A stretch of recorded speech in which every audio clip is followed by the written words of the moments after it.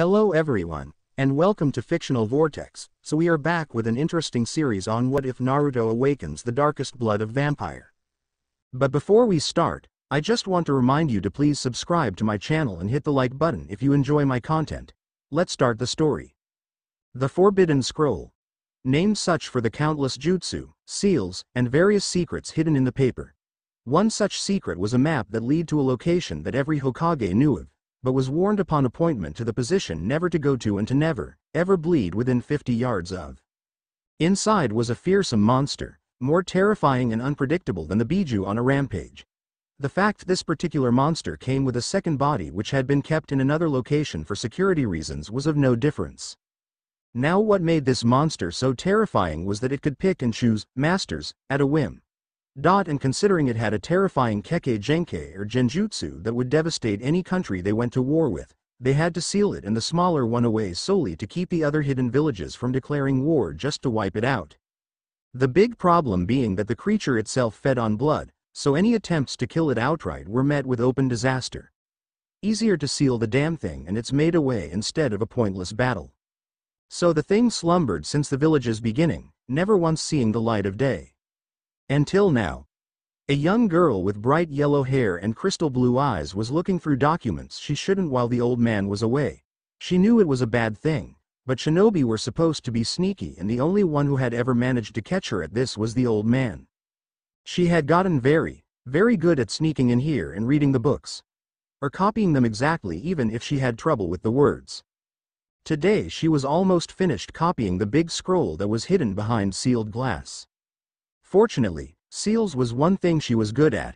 She was better than that stuck-up Uchiha jerk who was constantly reminding her she was an orphan.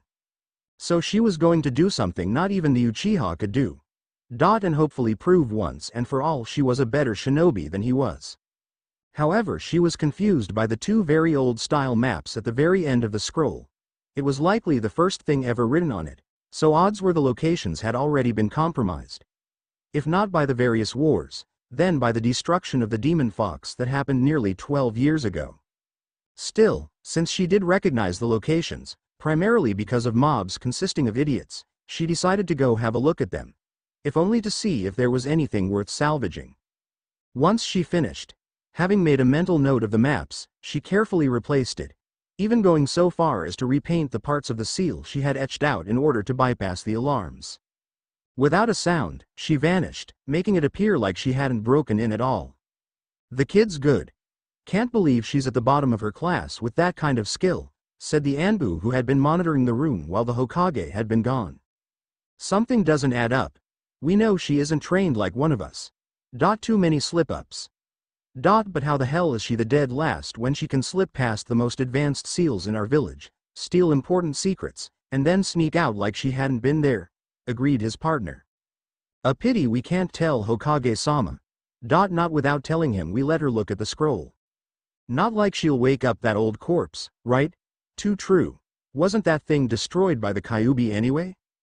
The Hokage hadn't bothered to check on the corpse, outside of confirming the damn thing was still intact after the attack. Another year, another mob. The Hokage had no idea she had broken into his office.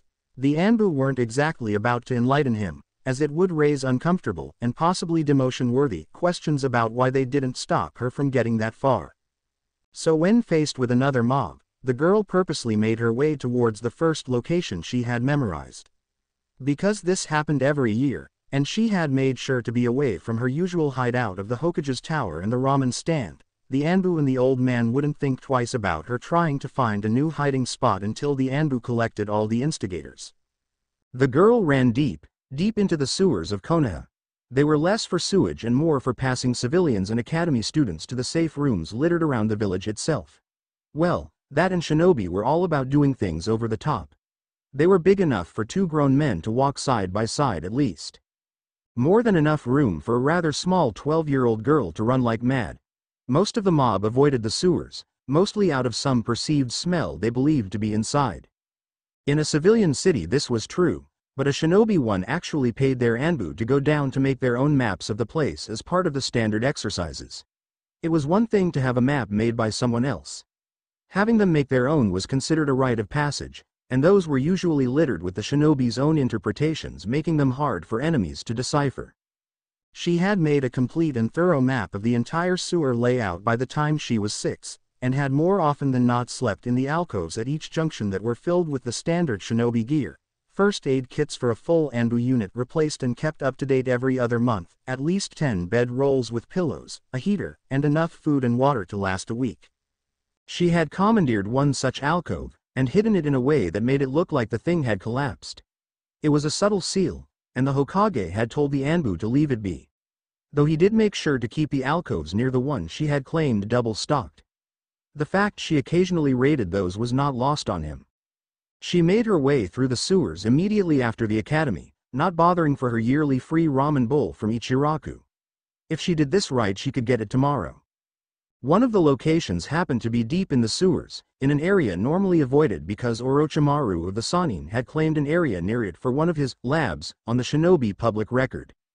Considering it had been trapped to the teeth, and the nature of the one who set them, no one had tried to go anywhere near the place after they found out what the other labs looked like. She had broken in when she was 10, and aside from causing the area to be avoided for a few days because of a smell, it was rather boring. She wasn't exactly afraid of corpses, seeing as how she had seen more than her fair share of them in the sewers of foreign shinobi or the rare unlucky Anbu before it was cleaned up. Dead shinobi weren't a problem, it was the living she feared. She wasn't even breathing hard when she broke through the decaying seals on the door.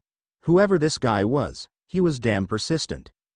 In the furthest corner was a corpse with so many seals on it that she had to wonder if it was really necessary. It was a corpse. It wasn't like all those cheap zombie novels were real. Fucking demon whore. Time to put an end to your reign once and for all, sneered the shinobi. She couldn't tell in this dim lighting, but the slurred voice sounded far too much like Mizuki-sensei from 2 years above her. Unlike Iruka, who taught their class, he taught the ones in the advanced courses. She tried to avoid the kunai, but it still went through her cheap clothing and caused her to bleed. Some of the blood landed near the corpse, not that she noticed. The wound healed over in seconds, but she sucked at close quarters combat. The shinobi advanced on her, determined to kill her, when a sound made both of them stop cold. It was the sound of something scraping on the stone, almost like a tongue licking the stone clean, which was beyond weird. She saw the shinobi stare at the corpse, which was moving. Though unlike the shinobi, she only saw this through the corner of her eye. There was a low growl from the thing in the corner, and razor-sharp fangs were seen clearly in its mouth. Blood-red eyes, hinged with barely contained madness, were wide awake and staring at them both. There was a hint of bloodlust, but it had no direction. In that bloodlust was the clear feeling of hunger, though for what she had no idea. Once over his shock, the shinobi decided to kill the brat and run like hell. It was the worst possible move he could make. It put him on the corpse's radar as prey, thinking he was attacking it and not the girl in front of him. The thing lurched forward in a speed she had only ever seen of Junin-level shinobi, fangs distended and red eyes filled with madness and hunger. This was no rational being. It was a monster whose only thought was to fill the void the hunger created. She got the hell out of its way as it descended onto the unlucky bastard who had tried to kill her.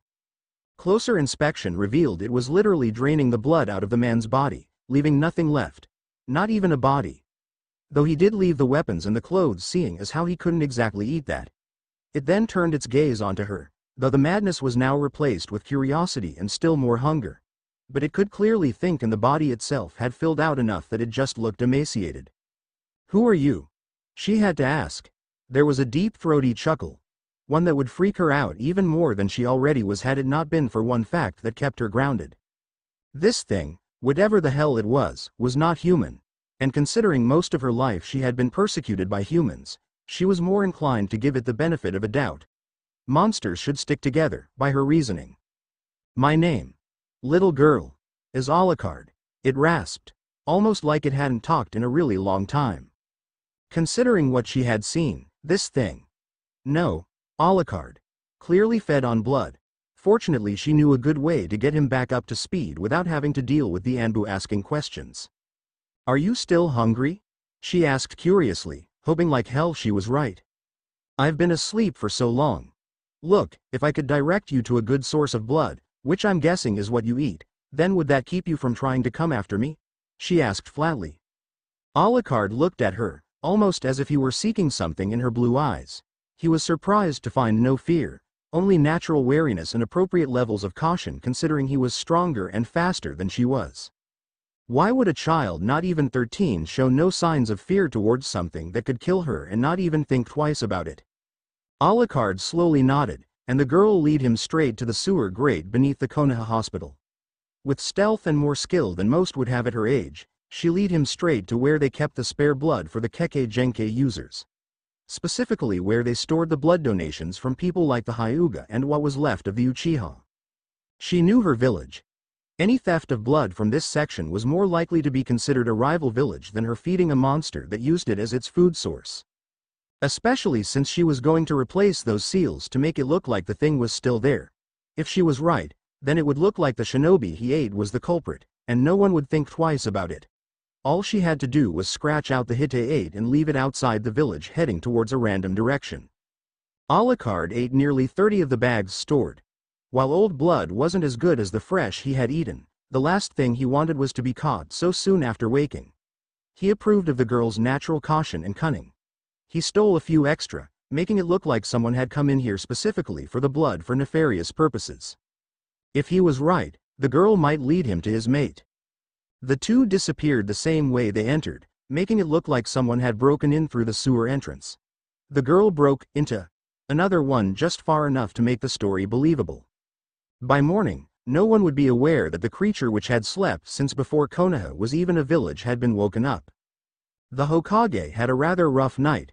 Someone had managed to break into the hospital and make off with over half of their stock of blood from the Kekkei Genkai clans and then escape.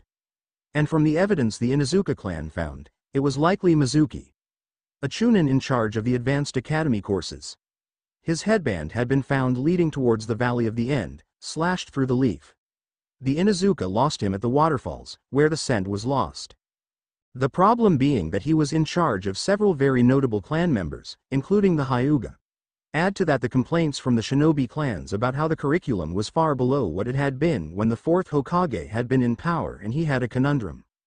So when young Naruto Uzumaki, disguised once again as a boy to protect herself, came in, he put on a small smile and tried to hide his headache. One again, the girl proved more perceptive than half his forces. Another rough night, Gigi. I can never hide anything from you. How was last night? You mean outside of that asshole Mizuki-sensei trying to kill me on the way out of the village with a weird scroll on his back? Same old, said Naruto. Hook, line and sinker, in her mind. You saw Mizuki leaving with a scroll? Yeah, it was real weird though. His Hite 8 had a long scratched line through it and the knot was almost undone. The jerk threw a few kunai at me before he went past me. Naruto, this is really important. Which direction did he go to? Naruto gave him the same gate that led right where the Valley of the End was. He sagged into his chair. Finally, confirmation on the thief. Most people wouldn't have paid any mind to a shinobi of their village running on the roofs. Especially when half of them were drunk from the festival the night before. But I did make a new friend last night. He's the one who got me out of the way of the kunai, said Naruto brightly. Upon learning this, Alucard could change his age on a whim. He turned close to her age. The cover story they had come up with, which was pretty hard to refute, was that he was one of the many orphans that had been, mysteriously, burned down until 3 years ago when the attacks stopped. He had been living on the streets and watching the shinobi for years, but had been too poor to attend the academy. No one would question it too much because most orphans generally went to the civilian schools, unless they showed a particular aptitude towards the shinobi life, in which case they were sponsored by the village. Naruto would have fallen into that category had the Hokage not been quick to tell her that her parents, whoever they had been, had already paid for her to attend. She just wished she could know who they were. The Hokage puffed on his long pipe, before he asked, "Do you think he would be interested in joining you at the academy?" He would have to catch up, of course. He's got better aim than I do, and at least at the academy we all get one lunch if we don't have families to support us, deadpanned Naruto. Odds were Alucard would give her the free bento, seeing as how he fed off blood and with how fast she healed she could easily give him hers until they took missions outside the village. I see no reason why he can't join your class. We do have an empty spot as I recall, and with Mizuki. Don't be surprised if the books are reassigned before next semester. Until then, why don't you try to catch your friend up to the curriculum, which is the earliest he could enter? Gotcha, Gigi. In the meantime, I do believe you missed your yearly free bowl of birthday ramen? Tell Tucci it's on me, he told the girl, who brightened up immediately. His bank account would take a hit, but it was a small price to pay for having it confirmed Mizuki had been the thief. The girl and the monster broke into the second, less guarded room where a smaller monster was waiting. Unlike the corpse, this one had been sealed into a strange box, along with a bigger box with words Naruto couldn't read. Alucard had proven adept at catching her up to where she should have been had the instructors not sabotaged her efforts. Apparently drinking blood gave him their memories, so while she was teaching him how to read kanji, he was teaching her the things she should have been taught by her teachers. Out of all of them, only Iruka had bothered to do his job right, and unfortunately for Naruto, it was history. A subject that put any child to sleep. Well, unless their teacher was Alucard and he was describing bloody battles between monsters and humans, he knew how to keep a kid hooked on what many would consider a boring subject. The second monster took less time to wake up, and the second she saw Alucard her face brightened up. Sarah's. Meet our new host. Uzumaki Naruto, chirped the happy blonde. Alucard was infinitely nicer than the villagers, and he didn't treat her like trash. In her mind, he was better than those dumb humans. Sarah's Victoria, said the blonde monster, saluting the girl. Naruto giggled. Alucard handed Sarah's some of the bags he had stolen. The blonde creature gladly started eating them. She was starving. So, what are you two anyway? Asked Naruto. Sarah's paused in her devouring of the blood bags. She doesn't know. We've been asleep for a few centuries, and apparently deemed dangerous enough that only the village leader was allowed to know of our existence. All she's aware of is that we feed primarily on blood and that we were dangerous enough that her village leader had us sealed away for a long time. The locations of your resting places were the first two things on the Forbidden Scroll, and the first jutsu wasn't put on until a year after the village was first formed. I think you two were put to sleep before the village was around. Sarah's looked to her master and started asking him things in a language Naruto didn't understand in the least, and he answered them as best he could. Eventually they switched back to Japanese, which was what they called the language Naruto was familiar with, to ask her as much as they could about the outside. Unfortunately, she was more familiar with inter-village politics, seeing as how she had never been allowed outside the village. Ever. This was because as the Jinchuriki of the Kyuubi no Yoko, they couldn't risk her learning that her treatment outside the village would be so drastically different, or worse, allow her to be taken by another village. Naruto had no idea this was the reason. Nor would she for some time. When she finally found out that little fact, she would inevitably be drawn towards the two monsters, even further than she already was. It took Sarah's 4 tries to alter her age to something closer to Naruto's, and once she did, the two got along famously. Alucard seemed openly amused that the girls were conspiring to keep him in line. Naruto when it came to his prey, and Sarah's when it came to his bad habit of flirting with other women. It was a good thing Naruto had long since mapped out the best way into the interrogation department and knew how to read the clipboards upside down. Within a month, there was a sudden outbreak in the cells of shinobis scheduled to be executed after one final interrogation. The cause would never be identified, but the strange illness would crop up in an irregular pattern every so often for months after. While the shinobi thought it odd, they never complained because the poor bastards were doomed to begin with. It just meant their deaths were pushed ahead of schedule for legal reasons. Iruka didn't know why they were switching back to the old curriculum. It wasn't his place to ask. All he knew was that he had been taken off the history rotation 2 months early and put into the class teaching basic jutsu theory and how to throw things. Much like the children he taught, he disliked having to teach 2 hours of history a day. 1 hour should be sufficient, but he didn't dare voice such an opinion. Quiet down, he shouted, using his patented big head technique to shut the brats up. Most settled down, but Naruto seemed excited about something. Now, as you all know, we recently switched to the original curriculum before the reform, primarily because it was brought to the Shinobi Council's attention that one of our former teachers was in reality a traitor. If you meet Mizuki-sensei on the field, act accordingly and do not hesitate to kill or capture. However, there is another announcement. We have 2 new students joining our class to replace Hiroto and Machiko, who have been switched over to the special classes.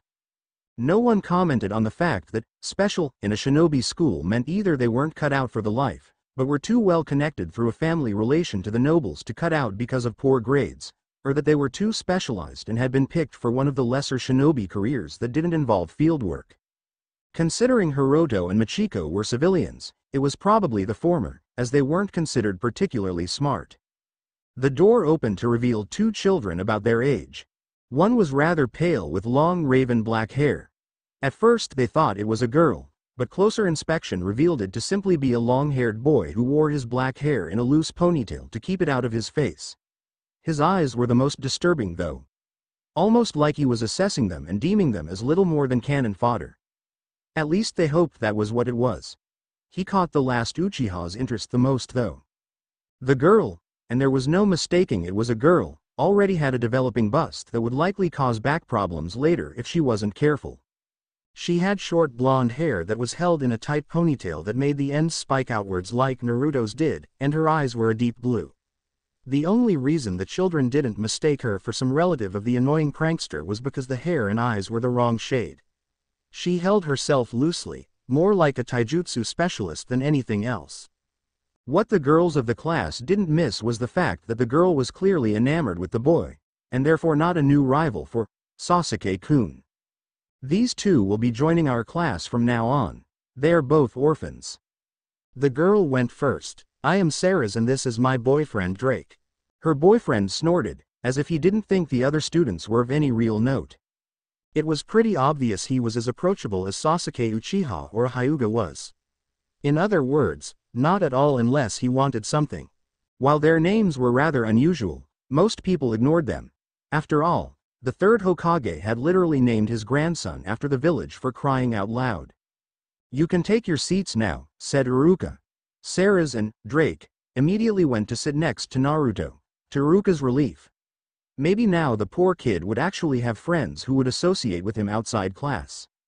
He found Sarah's rather attentive, while Drake seemed rather bored. However, when it came for taijutsu practice, he found the blonde to be a rather surprising powerhouse.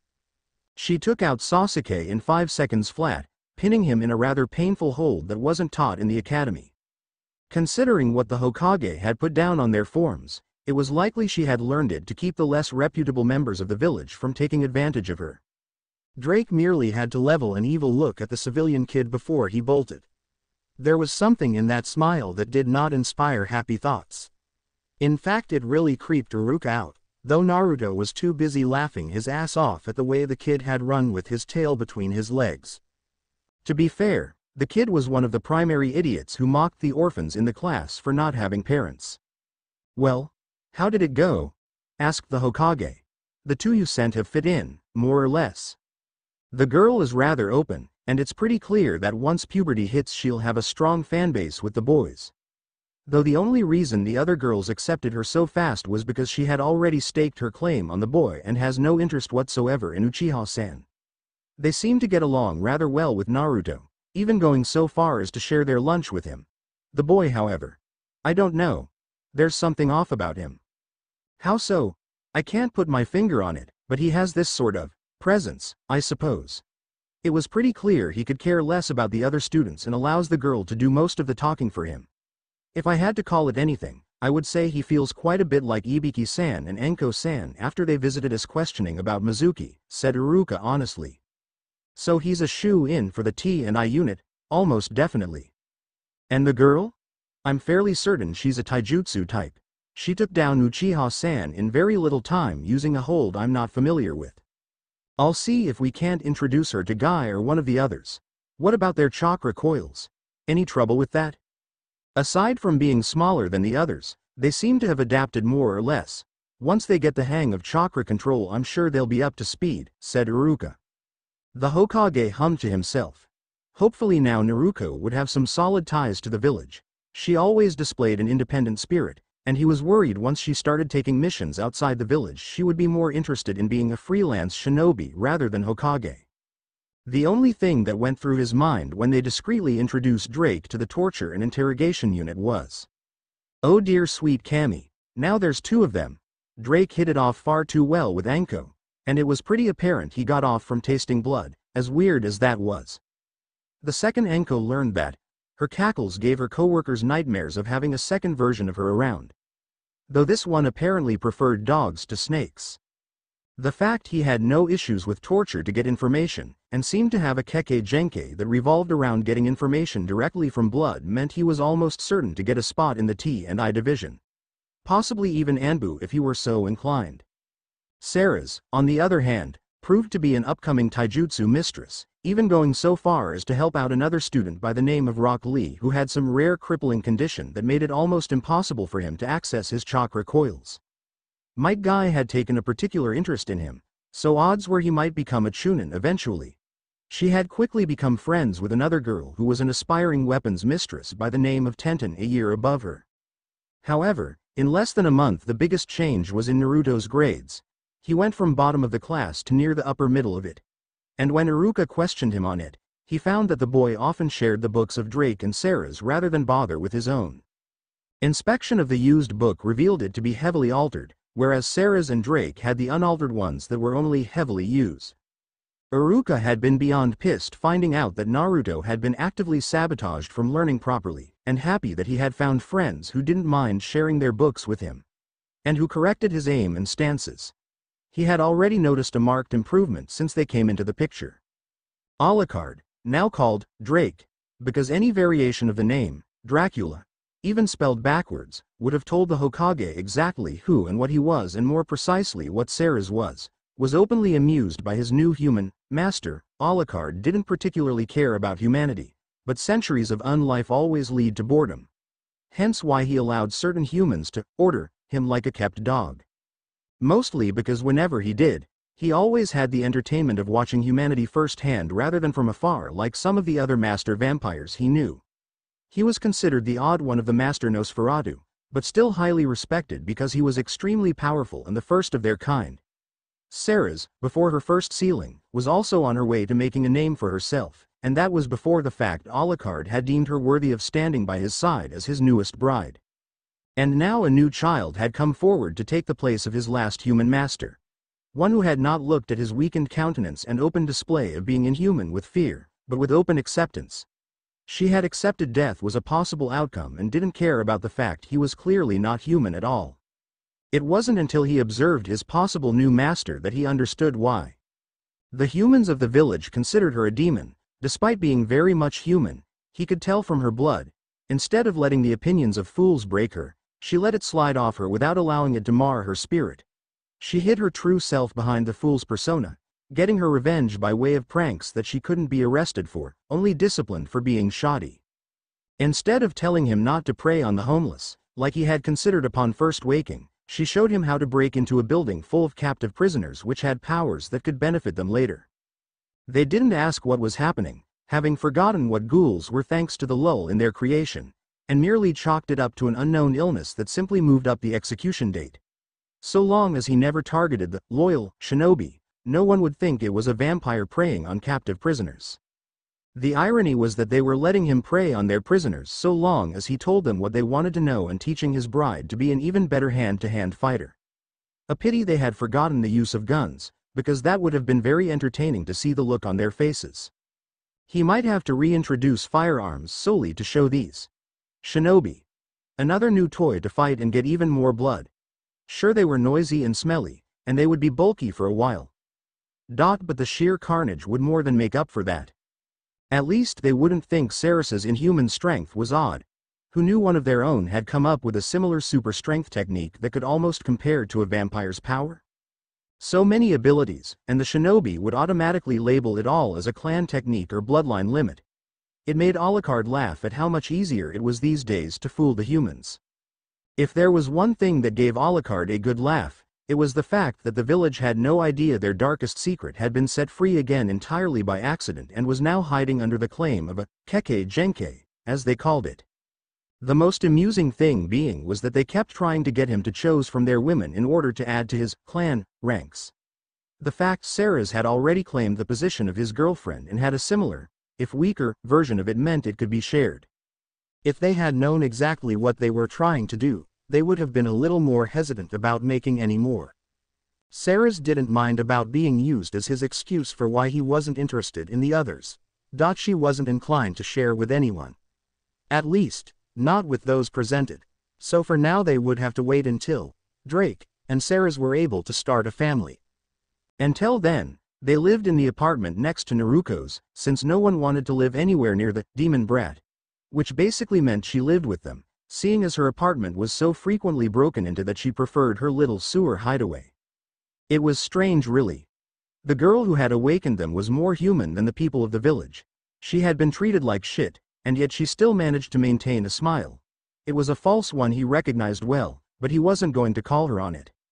The fact he kept finding her cuddled up with Ceres was actually kind of hilarious though. Someone was banging on the door.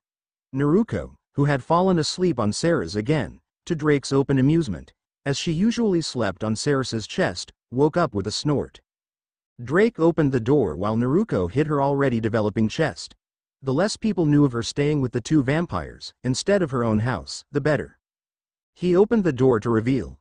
"Haruka, what's going on?" asked Ceres, after she changed her shirt. She had gotten used to waking up with drool on her chest. Naruto had been so starved for affection that when she realized Ceres didn't mind her master using her as a pillow, she promptly turned the Draculina into a giant teddy bear. The main reason Ceres let it go was because it highly amused her master. That and Naruto was like a little sister anyway. "Have you seen Naruto? Someone's going around claiming he's stolen the Forbidden Scroll." "What?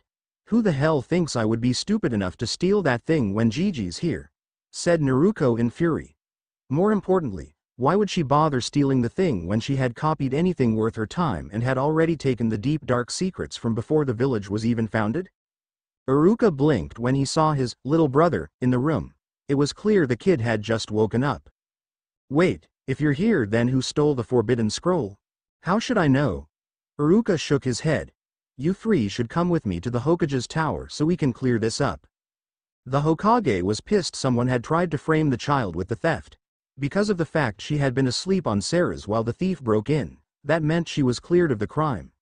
But to ensure that the civilians didn't try to use this against her, they would have to stay under guard until the thief was caught. In the meantime, Naruto would catch up on her homework. "Well?" asked the Hokage. "We've found the thief. The thing is we haven't found out how the hell he broke in without setting off the alarms," said Tiger. We might be able to figure it out if we ask the expert," said Toad. "The expert?" said the Hokage dangerously. Toad was glad he was wearing a mask, otherwise the Hokage would see his sheepish look. "Naruto, could you come in here a moment?" asked the Hokage. "What is it, Gigi? We want you to figure out if you can see how our thief got in." Naruto blinked, but took a look around the room. She had broken in so many times that she was able to spot the entry point within 10 seconds. "Here. The seals have been scratched out," said Naruto with absolute assurance. It was a small vent, almost impossible to get through. Almost. Closer inspection revealed a copious amount of oil in the vents, fresh enough that it had to be done recently. And the vents themselves were pushed outward enough that it was clear it had been a tight fit. Even without adding the scroll into the equation. Testing the oil proved it to be a highly flammable kind, meaning someone could cause a distraction with a single spark. "And how long have you been sneaking into my office, Naruto?" asked the Hokage, less than pleased. "Originally it was to test my skills, but then I got really bored and wanted to see how long it took for anyone to notice. I got really good at seals, Gigi," said Naruto proudly. "I'll be having a word with the Anbu later. But for now why don't you show me how good you've gotten? If you do well I might introduce to someone," said the old man. Naruto could read between the lines of that. Clearly the Anbu were supposed to keep everyone out, and the fact they let her into the office was a big no-no still. This might be the break she needed. Naruto easily duplicated the most complicated seal she knew of. Though she was smart enough to avoid using the ones she saw on Drake's hiding spot. "Naruto. When exactly did you learn these seals? I'm not stupid enough to walk around the village without a reason, Gigi. Once Ceres helps me with my homework, we either practice taijutsu stances indoors or Drake helps me with my seals. It's less hassle, and frankly Ceres is better at picking out food than I am. I almost never go out into the village anymore," said Naruto flatly. While he was glad Naruto had found friends, he wished she wasn't so blunt about how little she trusted the villagers. Still, the fact she was able to do this level of seals, it looked like he would have to contact Jiraiya about ensuring she didn't lose her mother, and to a certain extent her father's, heritage because of the idiots that ruled the councils. Sarutobi reached into his desk, the one place Naruto never touched. Inside was a book on Uzumaki seals. Until I can get your possible new teacher here, I want you to study this. Naruto perked up at the sight of the book. Drake was bored. A very dangerous state. For those around him. Ceres took one look at his expression and immediately started pacing far, far away from him. No way was she getting caught in his entertainment, not a chance in hell. Thankfully for her sanity, Naruto came out with a new book to read. Thank Inari. Naruto, he's bored, said Ceres with relief. Drake gave a fanged grin as Naruto paled. She promptly reached into her oversized jacket and handed him a different book. Swiped this off of Gigi's shelf. It should take him a few hours to realize it's gone.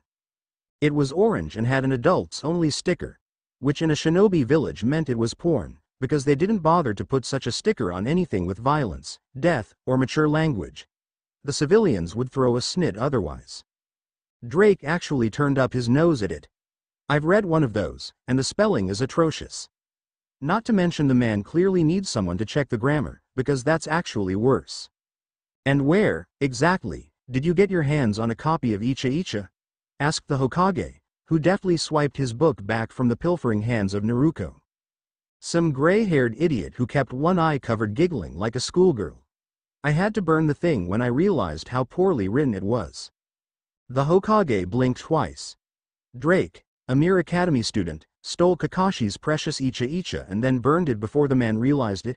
Clearly Kakashi needed to undergo remedial Anbu training if an academy student could pull that off. And why are you two so pale? Drake plus boredom equals the apocalypse, said Naruto flatly. Ceres nodded emphatically. Well then it's a good thing the book has explosive seals in there, isn't it? And a good thing Drake explained what plausible deniability is, agreed Naruto. The Hokage's carefully hid grin said that yes it was. Naruto made good use of the seals the Hokage had given her. Between making the lives of certain council members hell without leaving any proof, thus giving them something to do other than give him even more paperwork, giving Drake entertainment as he helped come up with traps and pranks, and acting as Ceres's sparring partner, since she could heal almost as fast as the Draculina while properly fed. Drake had already set the groundwork for his bloody Kekkei Genkei, by explaining to the Hokage that because of his bloodline limit, he no longer had any need of actual food. Instead he had Ceres gave it to Naruto, who used the food as fuel and shared her blood with them since it meant they didn't have to hunt as often. While it wouldn't fill Naruto up completely, it did provide her a bit more balance in her diet. The only thing was that this new bloodline limit reminded the Hokage of something. Something he felt he should remember, but had long forgotten. Originally he thought that perhaps Naruto had bound the old monster's corpse to her, but a check of the seals dismissed that. Perhaps Drake was the offshoot of the same bloodline of monster. It wasn't unheard of for one of them to have children, but it was extremely rare. And with how powerful Drake already was, he would bet good money that Ceres, after being bitten by him, had partially turned. It would explain quite a bit. Fortunately Drake had a habit of completely destroying any he fed upon in the T&I department. If he was nothing more than the child of those creatures, then legally he didn't have to do anything. So long as he never betrayed the village, he would never voice his suspicions aloud in the presence of his shinobi. There were some things even hardened killers like his shinobi were better off knowing. The existence of such monsters. Was one of them. Naruto, Drake, get back here, shouted Iruka at the top of his lungs. Considering he was amplifying the sound with chakra, it reached halfway across the village. Naruto and Drake snickered. They had just used the last of the paint tags, and while they had left not even a scrap of evidence it was them who just remodeled the Hokage monument, everyone and their grandmother knew it was them. Mostly because they were the only people allowed to go up there without the Anbu showing up to chastise them. At this point, the Anbu quit bothering to try and curb their antics. Instead they did something much more productive. They started leaving papers critiquing their performance and making suggestions on how to improve. Drake had laughed long and hard when he realized what they were doing. Naruto ducked behind an alley while Drake went into the shadows, thus eluding the Chunin. She was still snickering when Drake deposited her in the boys' bathroom, where she put her game face back on, hid her real hairstyle under a spell, flipped over her jacket revealing an orange and blue nightmare, and promptly put on her idiot's persona. Once she loudly declared her return from the bathroom, complete with enough details to make the resident harpy throw a book at her for such disgusting information, she and Drake sat back to watch the show. Iruka finally returned, having given up trying to catch the miscreants. The second he saw the two sitting pretty as you please next to an exasperated Ceres, an amused Hinata and a buzzing Shino, his head drooped. Please, if there are any kami who would listen to this poor overworked school teacher, please let those two graduate and end up on the same team. If only so Naruto and Drake will be someone else's problem. Iruka mentally prayed, while appearing to be counting to 10. It was the same prayer he said every night before he went to sleep, hoping repetition would work and get rid of his most troublesome students. Naruto was bad before he ended up winning Iruka over. With an enabler and a willing helper, he was 100 times worse. Easily. He would swear Drake was a spawn of Enma's fiery depths sent to make his life hell. The fact he occasionally caught said boy looking at him speculatively while licking his fangs did not help this image. Or the fact that he had more than once woken up to a nightmare that the boy had drained his blood dry for his Kekkei Genkai. The only reason he knew that it was only a nightmare was because Naruto often told Drake he wasn't allowed to eat certain people. Iruka was deliriously happy that he was on that short list. Drake saw the look Iruka was giving him, and gave a fanged grin of his own. The teacher shuddered. That boy scared the living shit out of him, and he wasn't ashamed of that fact. Still, the look Drake was giving him. Everyone, we're having taijutsu practice today. Any volunteers? Asked Iruka desperately. The other teacher, who had taken control while Iruka tried to find his wayward students. They didn't know how Naruto and Drake kept establishing an air-clad alibi, but as long as they kept up appearances there was no way they could give them detentions, gave him a sympathetic look. I want to fight Ceres, said Sasuke. Iruka sighed. Ever since the blood-eyed blonde had beaten the snot out of the Uchiha heir, and wasn't one of his fangirls. The boy had become obsessed with beating her. Apparently he was of the opinion that if he could beat Ceres in a taijutsu battle, then he will have gotten strong enough to challenge Itachi. The problem was that Sasuke, and by extension his massive fangirl horde, royally pissed off Drake and Naruto frequently. Enough so that Ceres had a standing order to put the Uchiha heir in his place. Oddly, that only increased the Uchiha's attraction to her, despite the fact she had already been claimed by Drake. He was not letting some jumped-up thief get his bride. Not a chance in the unholy hell he called home when he wasn't with Naruto. Iruka sighed. This was going to be another one of those days. It was the day that Iruka both dreamed of and dreaded, for the same reasons. He dreamed of this day because if he were extremely lucky, Naruto and Drake would graduate and be out of his hair. He dreaded this day, because if they failed to pass again, more likely Naruto than Drake, then he would be stuck with the Hellions for an entire 6 more months. He would be damned if he let that happen, even if he had to forge Naruto's handwriting himself. Naruto took one look at her test. If she didn't know any better she would swear Iruka was trying to discreetly alter her answers. She leaned back so that Drake could hear her. What's he up to? He's determined that hell or high water you graduate. I think we broke him, said Drake with a smirk. Naruto's evil grin matched the vampire's. You do realize that means you're not allowed to eat him now unless he turns traitor, right? Yes, I remember the list, said Drake rolling his eyes. Naruto had a list, a very short list, of people who were off limits. Everyone else was fair game so long as he made sure no one could pin it on him or draw the Anbu, and thus the Hokage, down on their ass. If Drake wasn't in the mood for Naruto's blood, which was how they had hidden the fact he was a vampire, then he would go after the homeless and those too drunk to realize who or more specifically what he was. If this had been the time before the sealing, he wouldn't have even considering eating people so down on their luck that they tried to steal in a village filled with expert killers and thieves. But this was a village of master assassins. The amount of information one could get from those people generally did their best to avoid thinking about, let alone looking at, was staggering. It was so easy for those with good lives to forget the homeless are not blind or stupid as they seem to believe. So Drake happily preyed on such people. Well, except the scant few who didn't view his newest master as a demon. At least he was able to tell her once and for all why they kept calling her demon child. As well as some speculations on who her parents were. If she made Genin and onto a team, she was going to start asking questions about this Kushina Uzumaki. Next up was Taijutsu, which Ceres dominated. Naruto got a fairly high score, considering the assholes put her up against a freaking Chunin. It was a good thing Ceres taught her all those submission holds, otherwise it wouldn't have ended as quickly, or as painfully for the Chunin. Then came the part she was openly dreading. The ninjutsu exam. While she held no illusions about the genjutsu part, she sucked. End of story. Ninjutsu was one of the few things she was good at. At least she didn't have to do that stupid clone jutsu anymore. The old standards were brought back, which meant she could do 3 of 4 standard jutsu. Clone, transformation, replacement, and one she hadn't heard of before now, chakra pulse. Apparently it was a standard trick to remove wide area genjutsu. Since she was crap at the clone, she would have to do the 3 others. 3 out of 4 Naruto. If you can do that you graduate in the middle of the class, said Iruka. And he didn't need to forge the boy's handwriting to do it. Naruto took a deep breath, working from her worst to her best. She performed a replacement, her aim was occasionally off.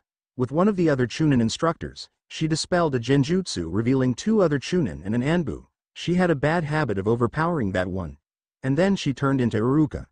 Right down to the scar on his nose. Iruka conferred with his colleagues, before he said with a relieved smile, "You pass." "Yes," said Naruto in open joy. She took the Hite 8 Iruka handed her and walked out. No way. They let the dumbass pass. How far did they let the standard slip anyway? Said Sakura in disbelief. Naruto had enough of Sakura Haruno's voice, and more importantly with having to be nice to her. Ceres, could you slap her? You're closer than I am. Regular or extra strength? Asked Ceres, as if she were commenting on the weather.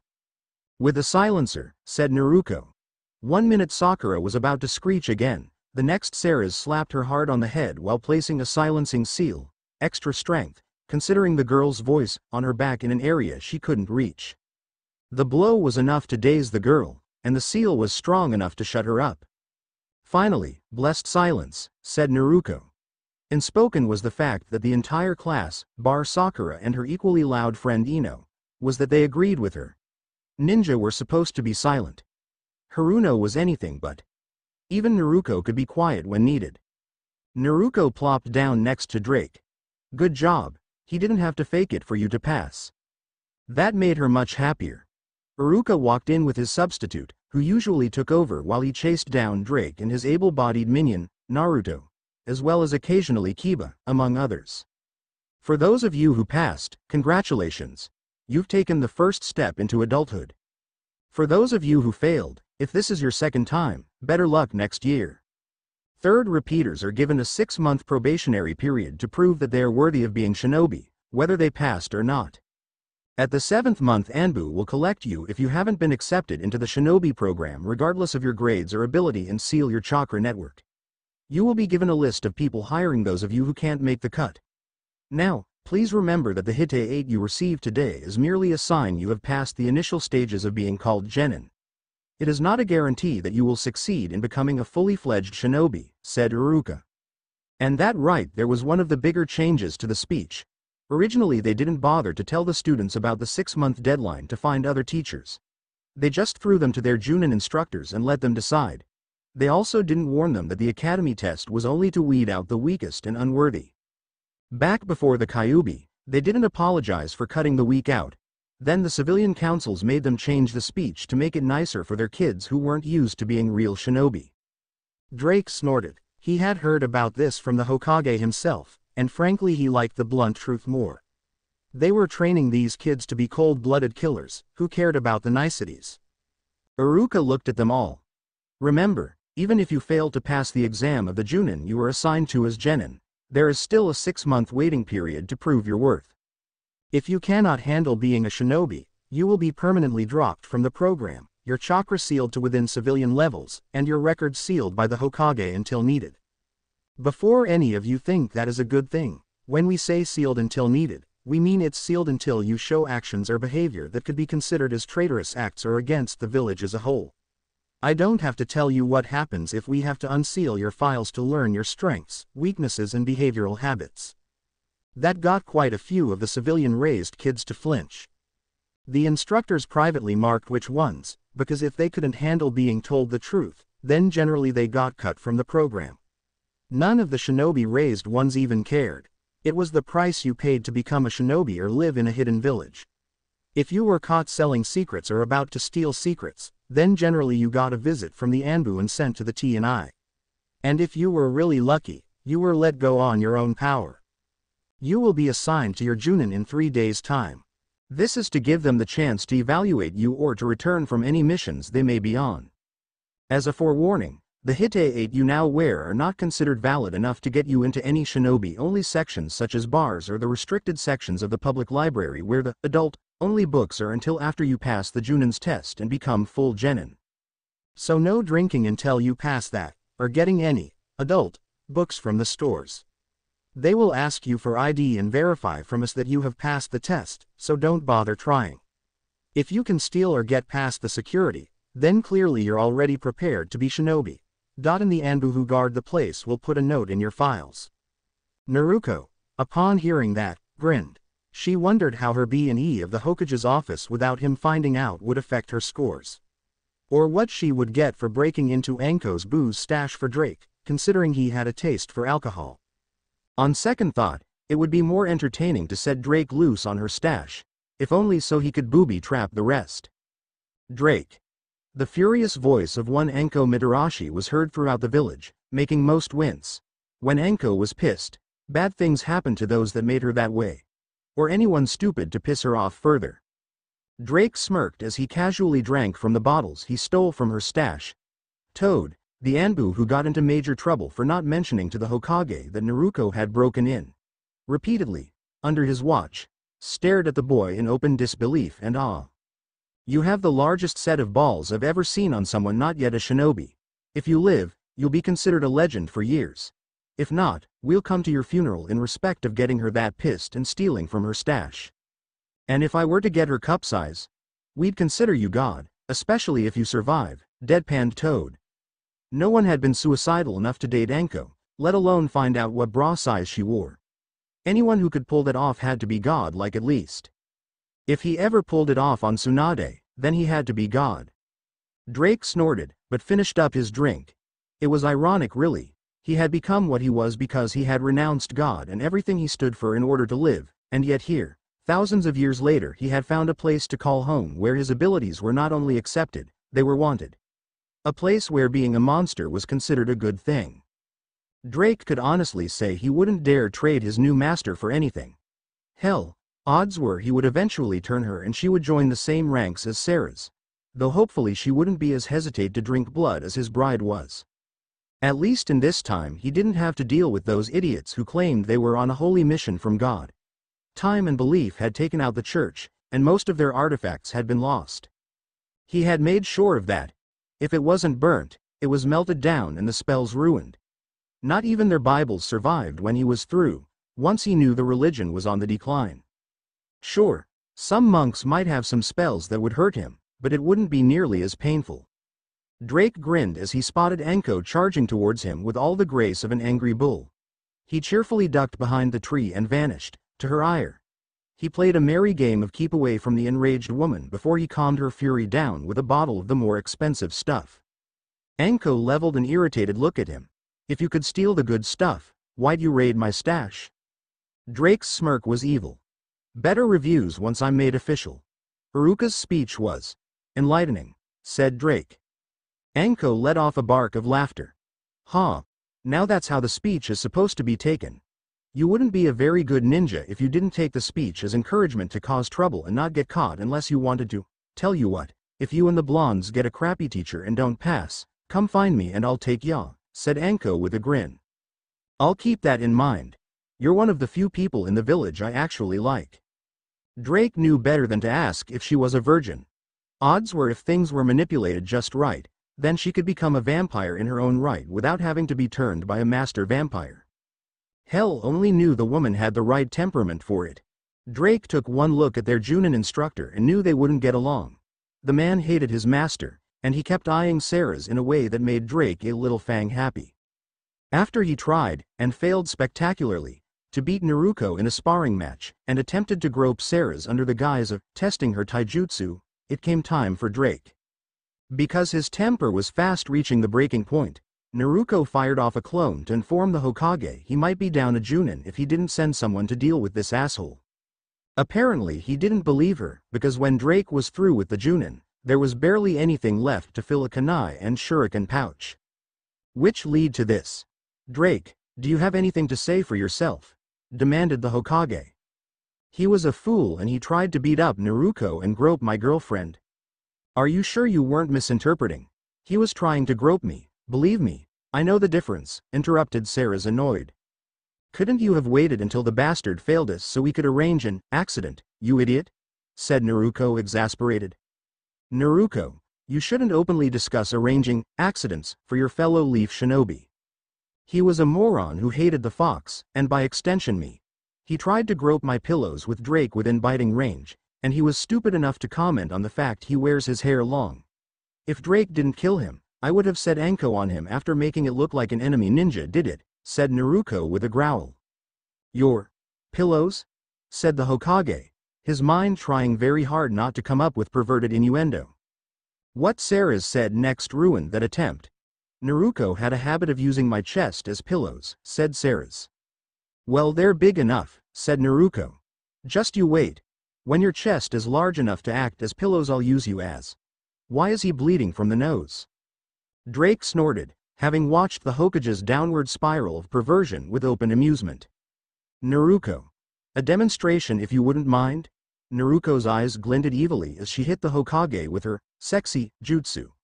Something that usually made Drake laugh. That was the last straw. He passed out with a happy smile on his face. "And he's out. Good timing with that trick of yours, Naruto. I dare say he's mostly forgotten about the dead idiot. Let's go see if Anko was serious about her offer of being our teacher," said Drake. "To Anko," said Naruto, her hand still up, which made her assets bounce rather impressively. The Anbu barely kept from following the Hokage in perverted La La Land. "You killed your instructor without having a good alibi. What sort of shinobi are you, Drake?" said Anko appalled. "He was trying to turn Naruto into a punching bag while groping Sarah's in front of me. He should be glad I didn't draw it out. I told you we should have waited to arrange an accident. They couldn't pin on us," said Naruto rolling her eyes. "See that? That's what a shinobi is supposed to do when someone royally pisses you off. You wait and then you arrange an accident, when you have an airtight alibi for why it wasn't you," said Anko proudly. "Speaking of, I'll give you a discount if you make a list as long as you agree to be our Junin sensei," said Naruto. Anko promptly hugged Naruto's face close to her chest. As usual, the insane Kunoichi wasn't even wearing a bra, to Drake's amusement. Naruto's face went right between them.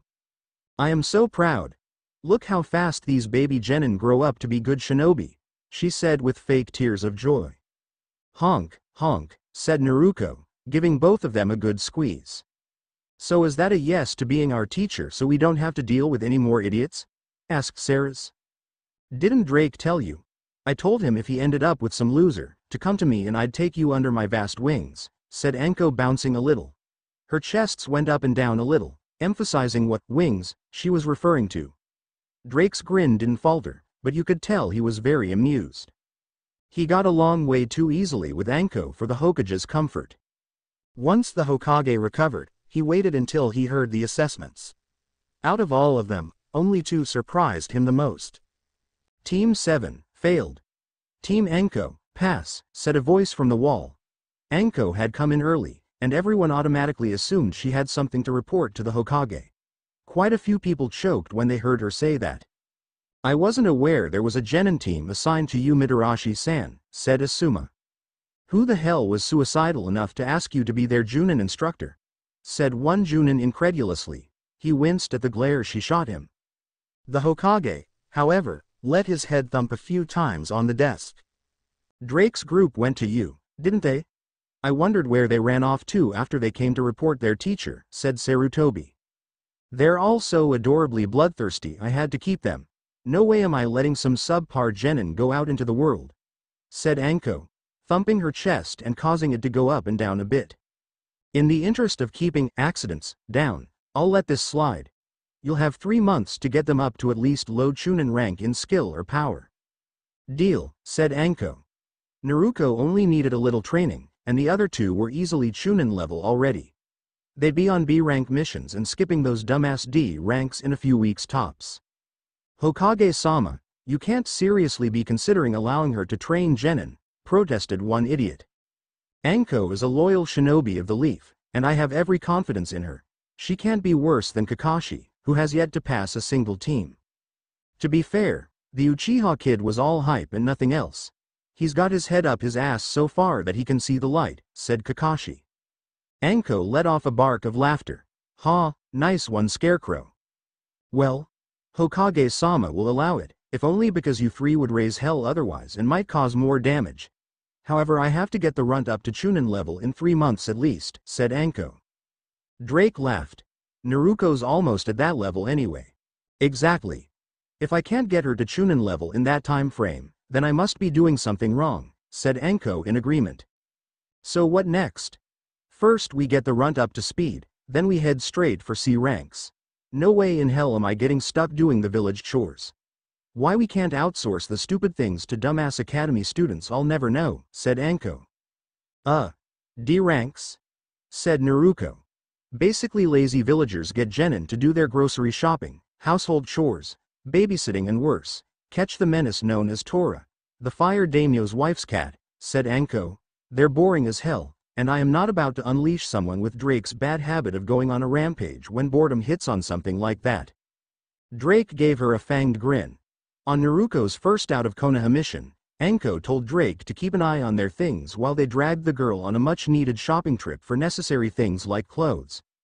Anko kept getting migraines just looking at the orange monstrosity, and Sarah's wasn't that big a fan of orange to begin with. Drake literally fell off the bench he was sitting on, laughing his ass off as Naruto had the biggest "help me" look on her face while they dragged her off. When they came back, it was a major improvement. Naruto kept tugging at her clothes, embarrassed. That was pure hell, said Naruto flatly. No, watching you run around in that orange was hell. You can only wear that during your runs with the Anbu. Naruto blinked. You're not going to tell me to stop pranking people? Hell no. It's stress release that doubles as training. If you can't escape from your allies, how do you expect to escape from your enemies? Said Anko. Besides, it's a good way to warn people off before you have to take more drastic measures, like arranging accidents where you have an alibi, Drake piped up. Anko nodded in agreement. So what exactly was our mission again? Shopping. There's an exclusive store that opens only a few times a year, and the Akamichi who hired us was on a mission, so we have to buy as many as we can. The more we buy, the more we get paid. The only catch is that there's a 3-item limit at the store, said Anko. I'm going to be the one to go in, aren't I? We're all going in, but since most people won't expect a itty-bitty genin to make shadow clones, let alone as many as you can make, you're doing most of the shopping, said Anko. Then she pulled out some seals. And in case they do suspect it's a clone, these will let them survive for 4 hits max.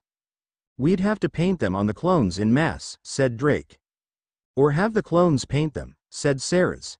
How did you learn shadow clone anyway?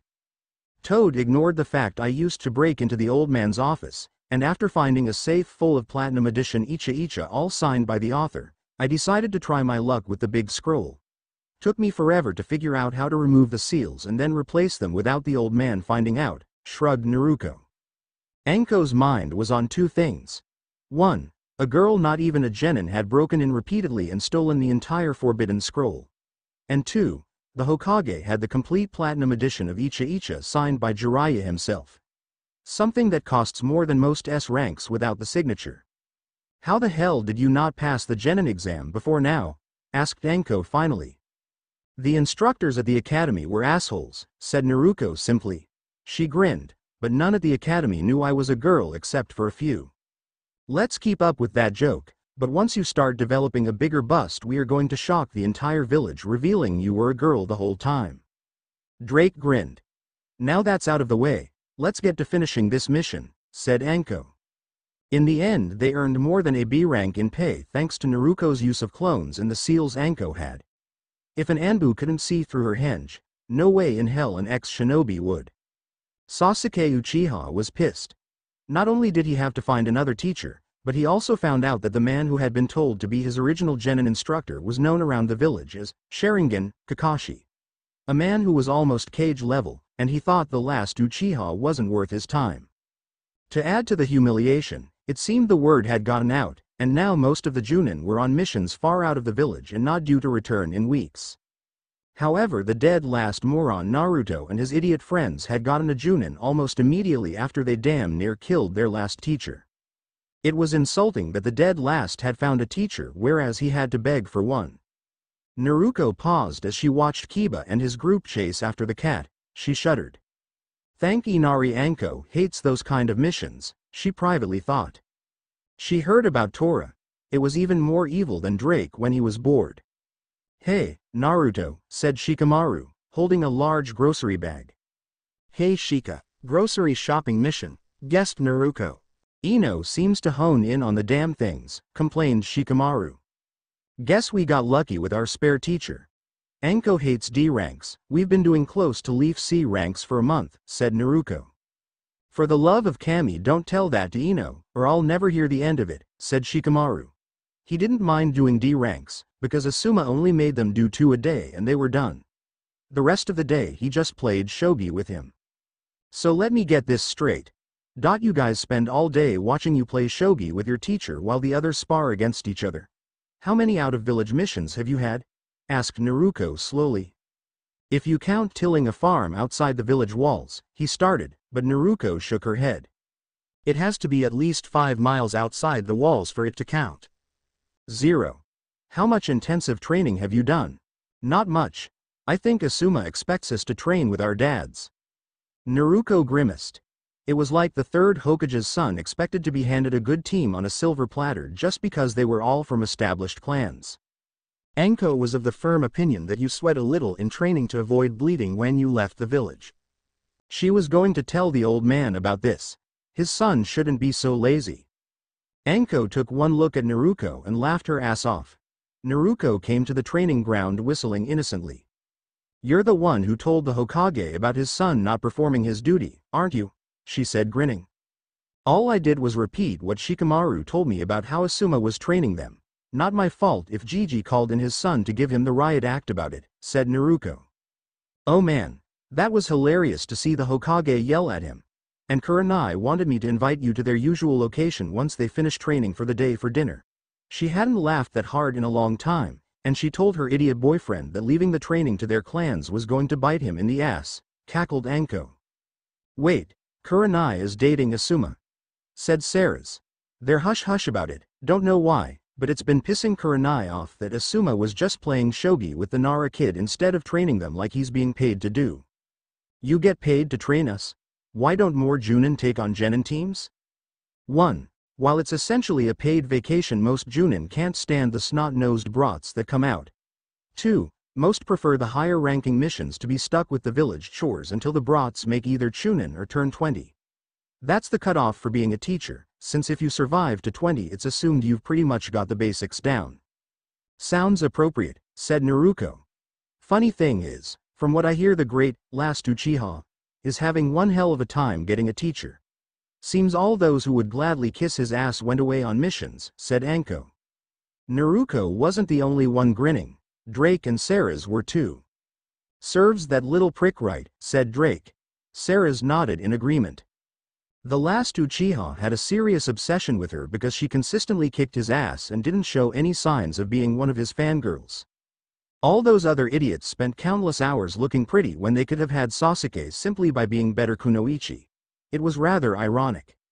Sasuke would be cutting it really close if he wanted to get a new sensei since Kakashi refused to train him. And to add insult to injury, he took a long-term mission to a smaller village that used to be a port for Uzushiogakure called Wave that had quit reporting months ago. In other news, if you do well on the next C rank I pulled out we might be able to jump straight to B ranks. What's our next C rank? We're acting as couriers to Suna, and there's this kid there that's almost as bloodthirsty as Fang Face, except he doesn't drink it. He's also an insomniac, so it's a pain in the ass if you run into him. Rumor has it he's the carrier of the one-tailed tanuki, explained Anko. So he's almost like me except he has less, pretty much. Neat. Wait, are we allowed to corrupt him once he realizes that he's not impressing us? Asked Naruto. Anko's expression was priceless. Oh man, if you pull that off that would be the funniest prank I've ever seen. Corrupting the youngest son of the Cage, you could turn him into your boy toy. Cackled Anko. Naruto made a face. No way. If I had to be stuck with some annoying guy, I'd rather date Drake. At least he's tolerable. Said Naruto grimacing. That gave Drake an odd expression of his own. I'm bored. As one, the three women winced. Do something, hissed Anko to Naruto. What do you expect me to do? You're the prank queen, he's too young to do anything with her, so, said Anko, looking at Sarah's. The team was heading to Suna for a simple trade mission and corruption of the Suna's Jinchuriki. The Hokage didn't know about their other plans though, or he would have given it to someone else. Naruto blinked, before she had a sudden idea. When do we reach that oasis? Asked Naruto seriously. About another hour. Drake, how long till sundown? 3 at least. We'll travel at night to save water. Until then you two get to have some fun on the blanket I sealed just in case this happened, said Naruto seriously. Drake's grin widened considerably. He had been getting rather frustrated of late. You're not seriously telling him to. They're not actually my age, and frankly this keeps him out of our hair while we restock on water. Can we trust you? Kid, you three treat me better than half the village does at this point. As far as I'm concerned if it doesn't turn me into a traitor to the leaf it's none of the Hokage's business, deadpanned Anko. Drake. Sarah's. Said Naruto. The two exchanged a look, before their forms shifted. Where two teenagers were before, there was now a very top-heavy blonde woman with red eyes, and an overly amused man in almost all red with yellow-tinted sunglasses and white gloves. Anko's jaw dropped. What the fuck? Anko, meet one of the village's darkest secrets. I accidentally released him a couple of years ago, and then set her loose shortly after to keep him entertained. They're both older than the Kyuubi and the Hokage combined, and 3 times as bloodthirsty. And so long as no one tries to take my pillows, we'll have no problems, said Naruto far too cheerfully. Anko eyed Drake. I think I've heard of a monster before the village was born. Some sort of demonic hell beast that used to terrorize the civilians before it was sealed, and tales of horrifying monsters disguised as humans who used to eat everyone and convert the dead into their own. You're telling me he's the monster? Naruto nodded cheerfully and without any hesitation whatsoever hugged him. Fuck. So long as you don't go after any of ours or try to destroy the village, you're not my problem, said Anko flatly. Orochimaru was a monster. Drake was just an asshole with a weird ability. So long as he didn't go on a rampage like the Kyuubi, he wasn't her problem and she saw no reason to report it. Drake. No, Alucard. Snorted. Please give me some credit. Why do you think I've been letting people think I have a weird blood-based Kekkei Genkai this entire time? Though I must admit, seeing people almost literally thrown their innocent daughters my way in hopes of adding more to the village is hilarious. The only one I'd consider sharing with at this point is Naruto-chan. And possibly you as well, Anko-sensei.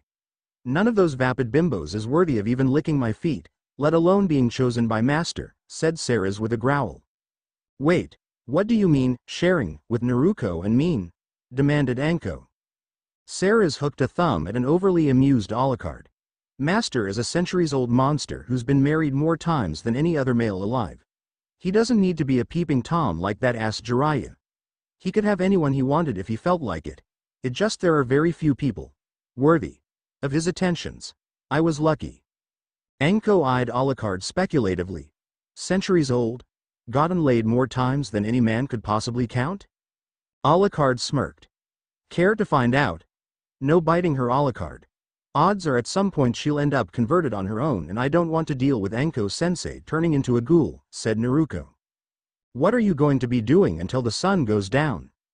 Trying to beat an ancient fox demon with far too much free time and far too many comments on certain positions for my wandering hands at Shiratori, said Naruto. Ceres stared at her. I was wondering why your hands started to wander in places they shouldn't, she deadpanned. Rikudo Kurama, the nine-tailed fox, was in a very good mood. Not only was the brat a worthy opponent, her team was the most amusing group he had encountered in far too long. And unlike her mother, she was more than happy to accommodate him whenever she used her fellow blonde as a pillow at night. Naruto had delved into her mind to drown out the sounds of Alucard and the others. From the sound of it, Anko was very much a screamer. Thank the sage Naruto had already packed silencing seals. Not for her, no, she had packed them for just this scenario. After all, anyone stupid enough to interrupt them was more likely to be killed by Alucard or a frustrated Anko and Ceres. So you want to start or should I? Asked Naruto. Kurama smirked. You go ahead, brat. Naruto grinned from her spot on Kurama's front left leg where his tails curled around her as she said, blood, death, heart, tendons, sacrifice. And so the game went. Every so often Kurama would throw in some perverted words or phrases, and Naruto would match him. Alucard would be amused. Eventually she was shaken by an amused Alucard, who had shifted back into Drake, with a tired but satisfied Ceres and Anko behind him. You were right. He is good, said Anko leering at him. Glad you decided to try on us then? Hell yes. Do you have any idea how hard it is to find a decent guy in that damn village that won't hold my bastard of a sensei against me? Or worse, is a pervert who can't handle having a real girl? Said Anko. No way in hell was she giving up Alucard. Not if they were willing to let her join. It was the most fun she'd had in years. Besides, it was so hard to find able and willing cohorts just as sadistic and bloodthirsty as she was. What were you doing for 2 hours anyway? Shiratori with the fox. He's a bit annoyed you interrupted the game. Didn't you find a seal that would let him out in a clone for a few hours? Asked Drake. Yeah, near right before the middle of the scroll. Looked like it was made by my great aunt, said Naruto. Bring him out and ask him if he wouldn't mind killing time by playing with all of us. Those who repeat a word already used get removed from the game. Winner gets to pick how we start the conversion of this Gaara kid, said Drake. Naruto tilted her head before she had a wide grin. He's in, but he wants first crack at pissing off Shukaku the sand rat, said Naruto. A few hand seals and one painted seal on the clone, and Kurama was out. You are officially my favorite demon from the pits of hell, and I mean that sincerely. I hate that damn cage. Monsters should stick together, besides you're pretty much her pet at this point. So long as you remember to let me out before you convert her to vampire first. Her mother survived the removal process, and I see no reason she shouldn't since she was exposed to my chakra since before she was even born. You're not going to turn on her after, are you? And piss you off? Not a chance. I'd rather live, thank you, than anger a creature who's been around longer than my father, came the Kyuubi's deadpan response. Drake smirked. Good. So, who wants to go first? Asked Anko, cricking her neck. I'll start us off. Blood, said Ceres. Dragon, said Drake. Naginata, said Anko happily. Allegory, said Kurama. Naruto twitched. Before she said, yelp.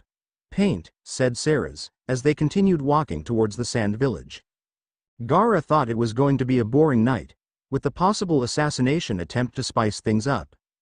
He wasn't expecting to see a group from the Leaf watching him, or for them to pull out scorecards of all things when they saw him kill a random shinobi his father had forced into trying to kill him.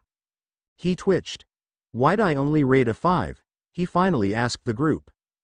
Death was too quick, uninspired, and overall the bloodshed wasn't much to look at, came the deadpan response from the boy. Or was it girl? With the whiskers. You're not afraid of me? Said Gaara, more surprised than anything.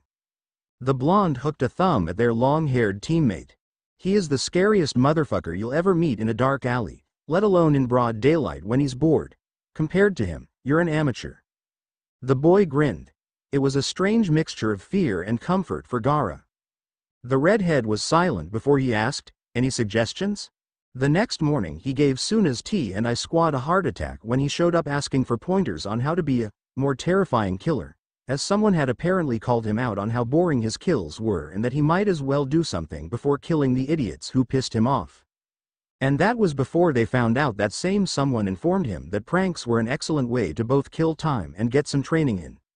Not to mention get back at people who royally pissed you off but you couldn't kill outright.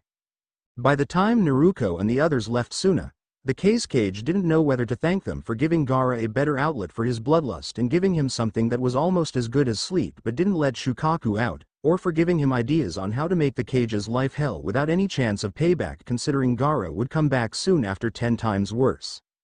It should be said that the Cage was usually the most consistent victim for Gaara's pranking habits. He got an entire book of pointers written by Naruto herself, who immediately claimed him as her adorably homicidal brother, to everyone's amusement, as payback for all the times he sent assassins after his own son.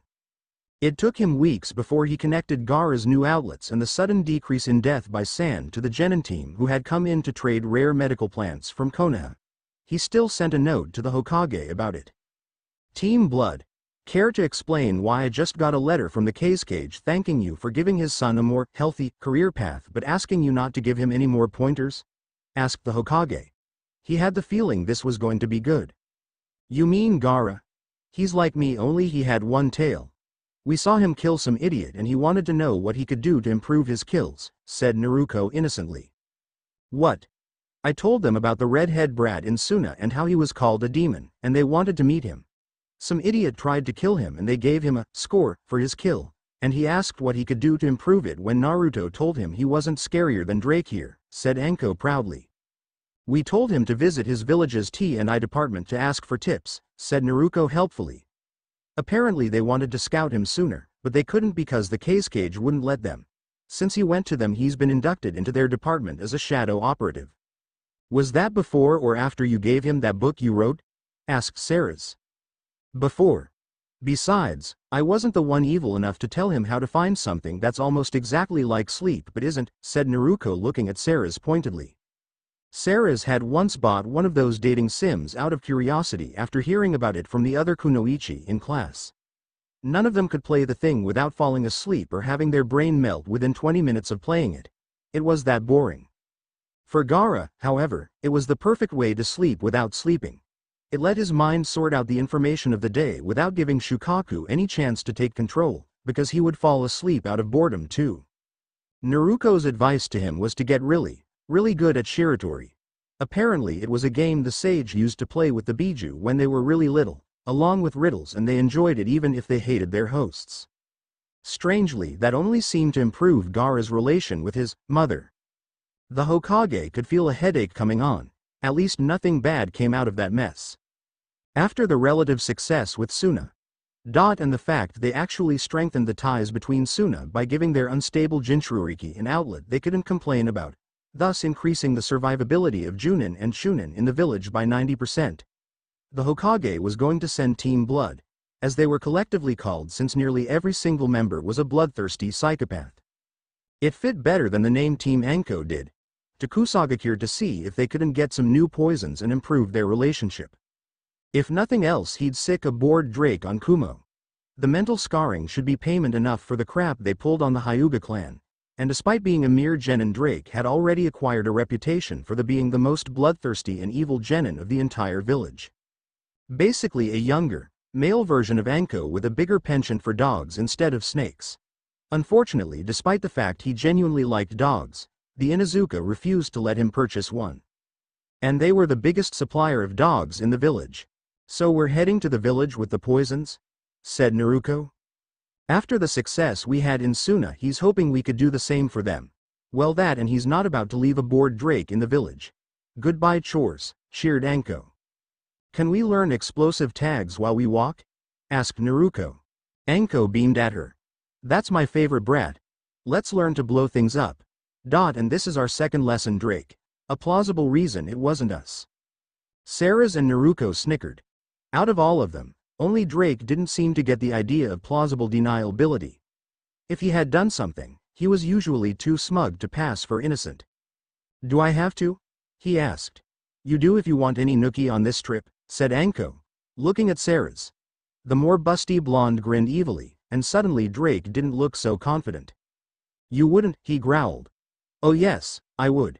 Either we teach you a few new tricks and how to avoid bringing the wrath of our victims down on our heads, or we might end up sealed again. In case you've forgotten, Drake, that's how those damn Uchiha put us in those dark holes to begin with. You got too cocky, said Sarah's, glaring at him. You might not remember this, but I wasn't unconscious when they sealed me in that coffin. It took years before I finally went into hibernation from starving. Drake really started to growl. He hadn't been aware of the fact Sarah's had still been alive and kicking when she was sealed into her coffin where they found her. Speaking from experience, starving until the hibernation cycle kicked in was never fun. Who was the shinobi responsible for sealing you? Asked Drake. It was an Uchiha. I think they called him Madara, but that's only because I recognized a picture of the carved monoliths at the Valley of the End, said Sarah's. Wait. Madara Uchiha sealed you in a coffin? Why? Said Anko.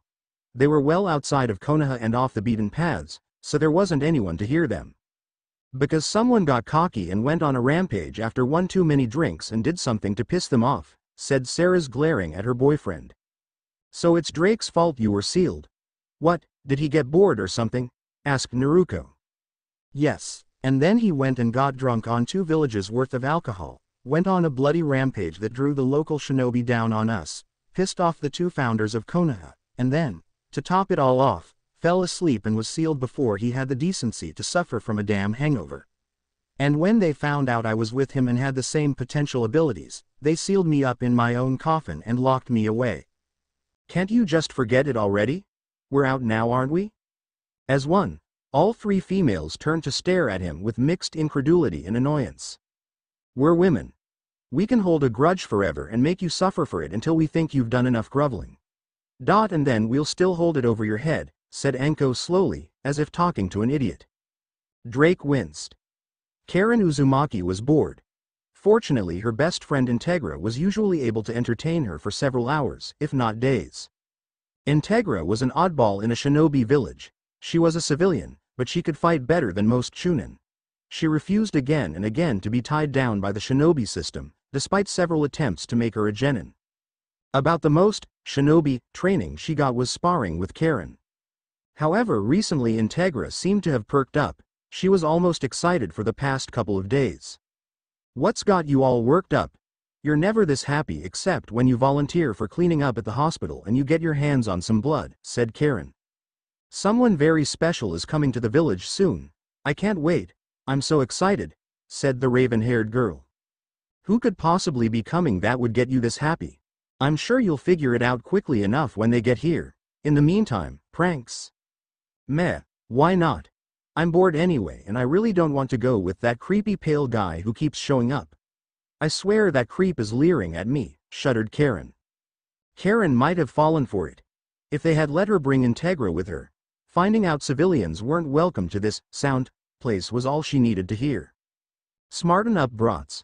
We got a diplomatic team coming in from Konoha here to trade for antidotes.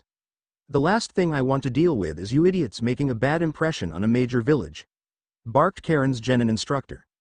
The man was a real asshole. Sometimes Karen wished Integra would eat him. She was aware she had a weird keke genke that involved blood. But she never got to see her use it. It was why she worked at the hospital and was classed as a civilian contractor, despite the fact she could easily be a shinobi. However, the second Karen met eyes with the lone male of the group, she knew.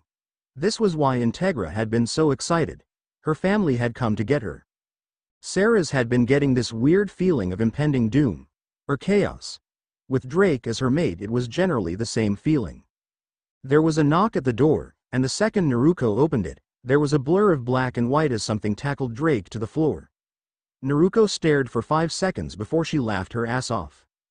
I missed you, Daddy. Sarah's, once she recognized who it was, quickly joined Naruto in laughing her ass off. She had forgotten Integra had been exploring the world without them when Alucard pissed off what would become Konoha. Okay. Who the hell is this? I mean, it's hilarious to see the big bad bloodsucker end up tackled by a kid, but still. Meet Integra. Our daughter, said Sarah's once she got over her laughing fit. You had a kid? Is that even possible? Said Anko. If you can shapeshift, you can get knocked up, Vampire or no, the main problem some of our kind has is that they're essentially stuck at that age without any chance of allowing their body to compensate for the natural changes pregnancy causes. That's not the case for Drake, and by extension myself. Believe me, it's caused quite a lot of envy among some of the others, said Sarah's, shrugging. So why wasn't she locked up with you guys? Asked Naruto. I was exploring when Daddy got drunk and pissed off the shinobi. It's easier to pretend to be a human medic than it is to let everyone and their grandmother know what I am, said Integra. Easiest way to hide you were a vampire. Pretend to be a medic or get used to draining fresh corpses of their blood. She probably knew more about the human body and how to fix it than any other creature alive. Ironic considering she was named after one of the few humans that earned the respect of both Sarah's and Drake. She's not a shinobi, is she? Civilian contractor, much to the dismay of the idiots who run this place, said Integra smugly. Civilians could leave Shinobi Village whenever they damn well felt like, provided there wasn't a ban on leaving. Shinobi had to deal with far too much red tape. Got any friends you want to take with you? Asked Drake, once he got up. Just Karen. She's the only one I've bothered telling because she's my friend. Shinobi or civilian? Uzumaki Karen, Genin, said Integra. Did you just say Uzumaki? Said Anko. Integra nodded. Hell, all we have to do is get Naruto to claim her and we could probably get a deal to bring her back with us. Say what now? You are the daughter of the last Uzumaki clan head, which makes you the heir of the Uzumaki clan, even if it is scattered. That means you can claim this Karen girl as part of the clan and they'll have to release her. If you get enough you might even be able to reopen the Uzumaki clan home, which has been under lockdown since no one could get past the seals they left behind before the village they had was destroyed. Looks like we're both bringing back family, Drake, said Naruto happily. You do realize you'll have to call him little brother, considering you look about 14, right? Said Anko, grinning. Why are you wearing a Konoha headband anyway, Daddy? Because it was easier to hide. Better to be on the team of our new master than to be stuck as some breeding tool, muttered Drake, annoyed. Which one?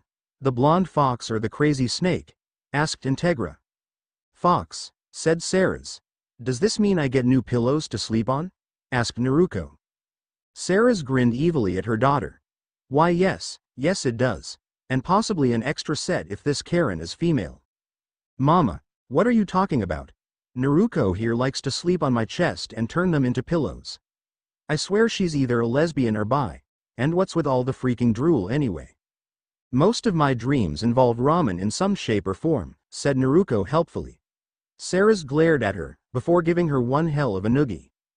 Integra stared, before an evil grin spread on her face. Oh, we're gonna have fun later. Karen stared. Naruto stared back. I've got family, she said dumbly. Naruto nodded, grinning. Favorite food? Asked Naruto. Ramen, me too, said Naruto happily. The two just meshed well. While Naruto chatted away to her cousin and her best friend, Anko was busy working on negotiations on poisons and antidotes. So are you really going to ask the Hokage if I can be put on your team? You might have to deal with a probation period, but as long as you help keep Drake from being bored and causing havoc. Again. For the third time this month. I don't see why Gigi would say no. Personally, I can't wait to see his expression when he realizes we're also bringing in a civilian contractor. It's sure to make the heads of those stuck-up elders explode, said Naruto gleefully. Actually, now that I know Daddy and Mama are awake and active again, I'll be wandering from village to village looking for the lost Uzumaki clan, interrupted Integra. Karen looked crushed. But you'll still come to visit often, right? I get blood without having to sneak it out of the hospital, what do you think? Deadpanned Integra. Naruto was a walking blood bank, and as long as they didn't try to feed directly from her, she had no issues with supplying them with it. She healed fast anyway, and she used to spill blood for a lot dumber reasons. So do you have any brothers or sisters I should know about? Asked Naruto. Well, I'm the oldest, but I do have a little brother. Or did, anyway. Little shit got eaten by a biju a century or so ago, said Integra, scowling.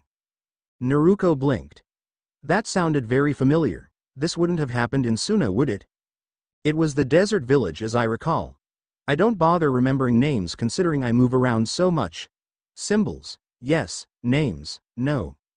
Naruko snickered, before she drew a rough sketch of an hourglass with a rectangle above it. Did they have this headband? Yeah, that's the one. Why? Naruko fell over laughing her ass off. What's so funny? Asked Karen. The kid stuck with your brother and the Biju calls Shukaku, mother. Integra's lips twitched upward. You're telling me that my baby brother is being called mother, said Integra. Naruko nodded. Integra couldn't help it, she fell over laughing. That was hilarious and absolutely blackmail-worthy. The Hokage's face twitched. He couldn't help it. He sent Team Blood on a simple diplomatic exchange for antidotes and poisons, and they come back with an Uzumaki, a civilian contractor, and what appeared to be a wolf cub that seemed rather partial to Drake. Let me get this straight.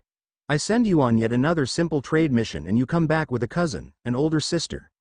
And a wolf. Is this going to be a theme with you? Asked the Hokage. Probably, admitted Naruko unrepentant.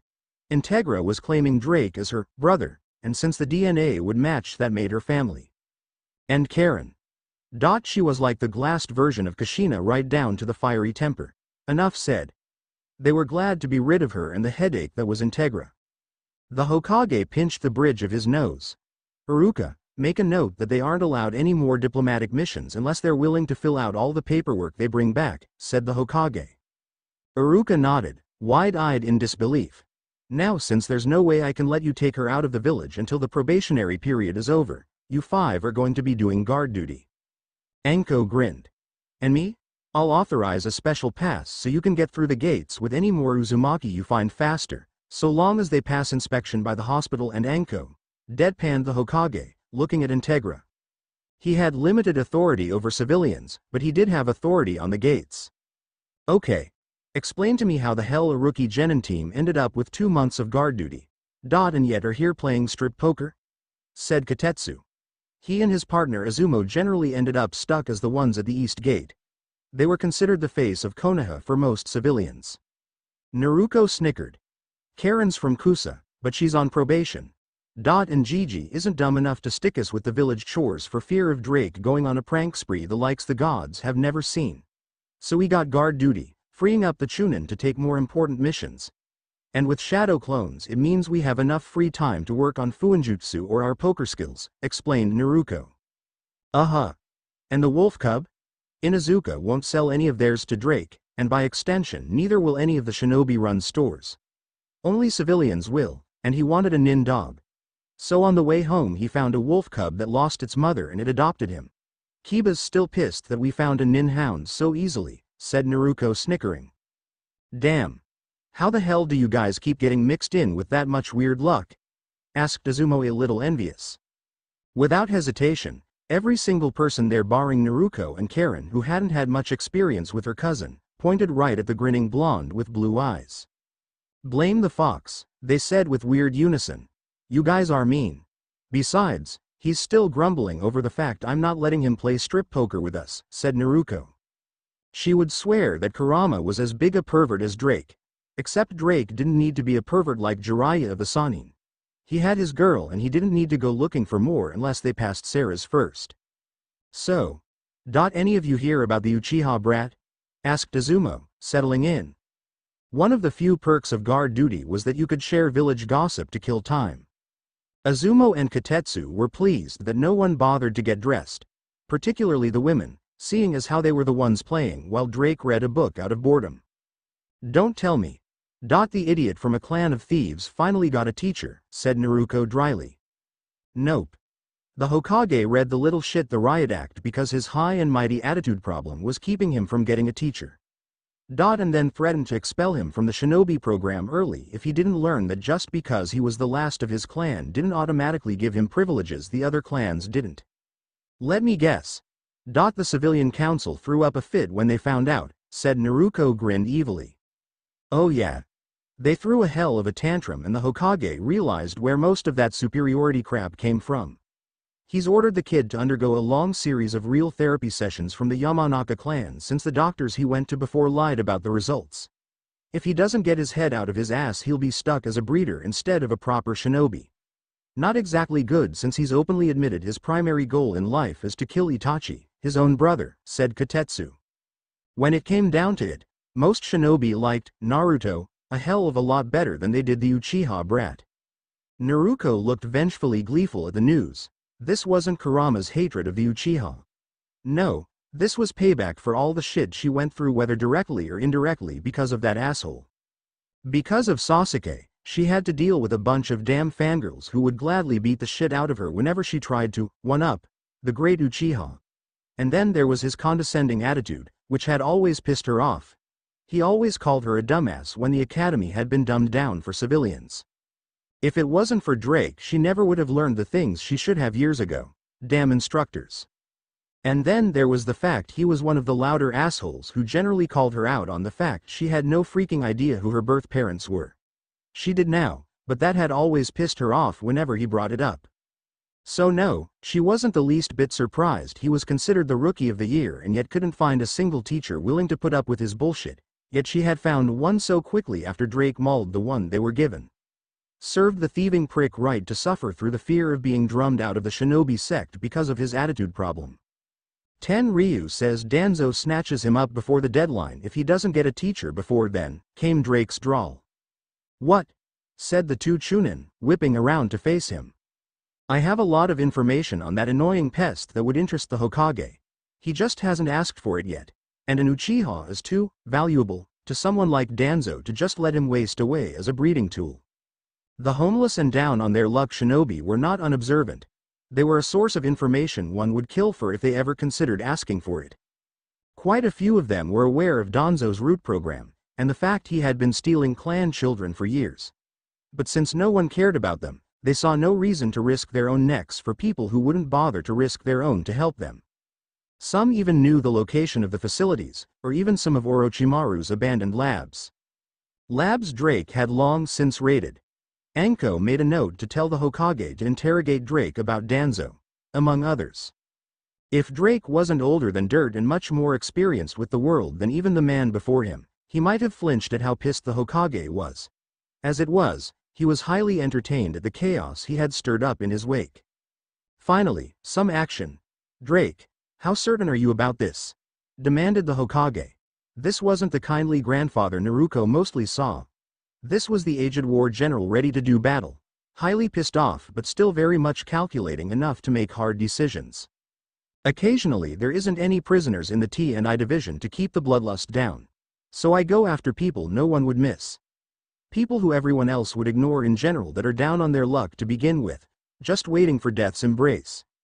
If it's any consolation, I give them a quick, painless death before I drain them, said Drake.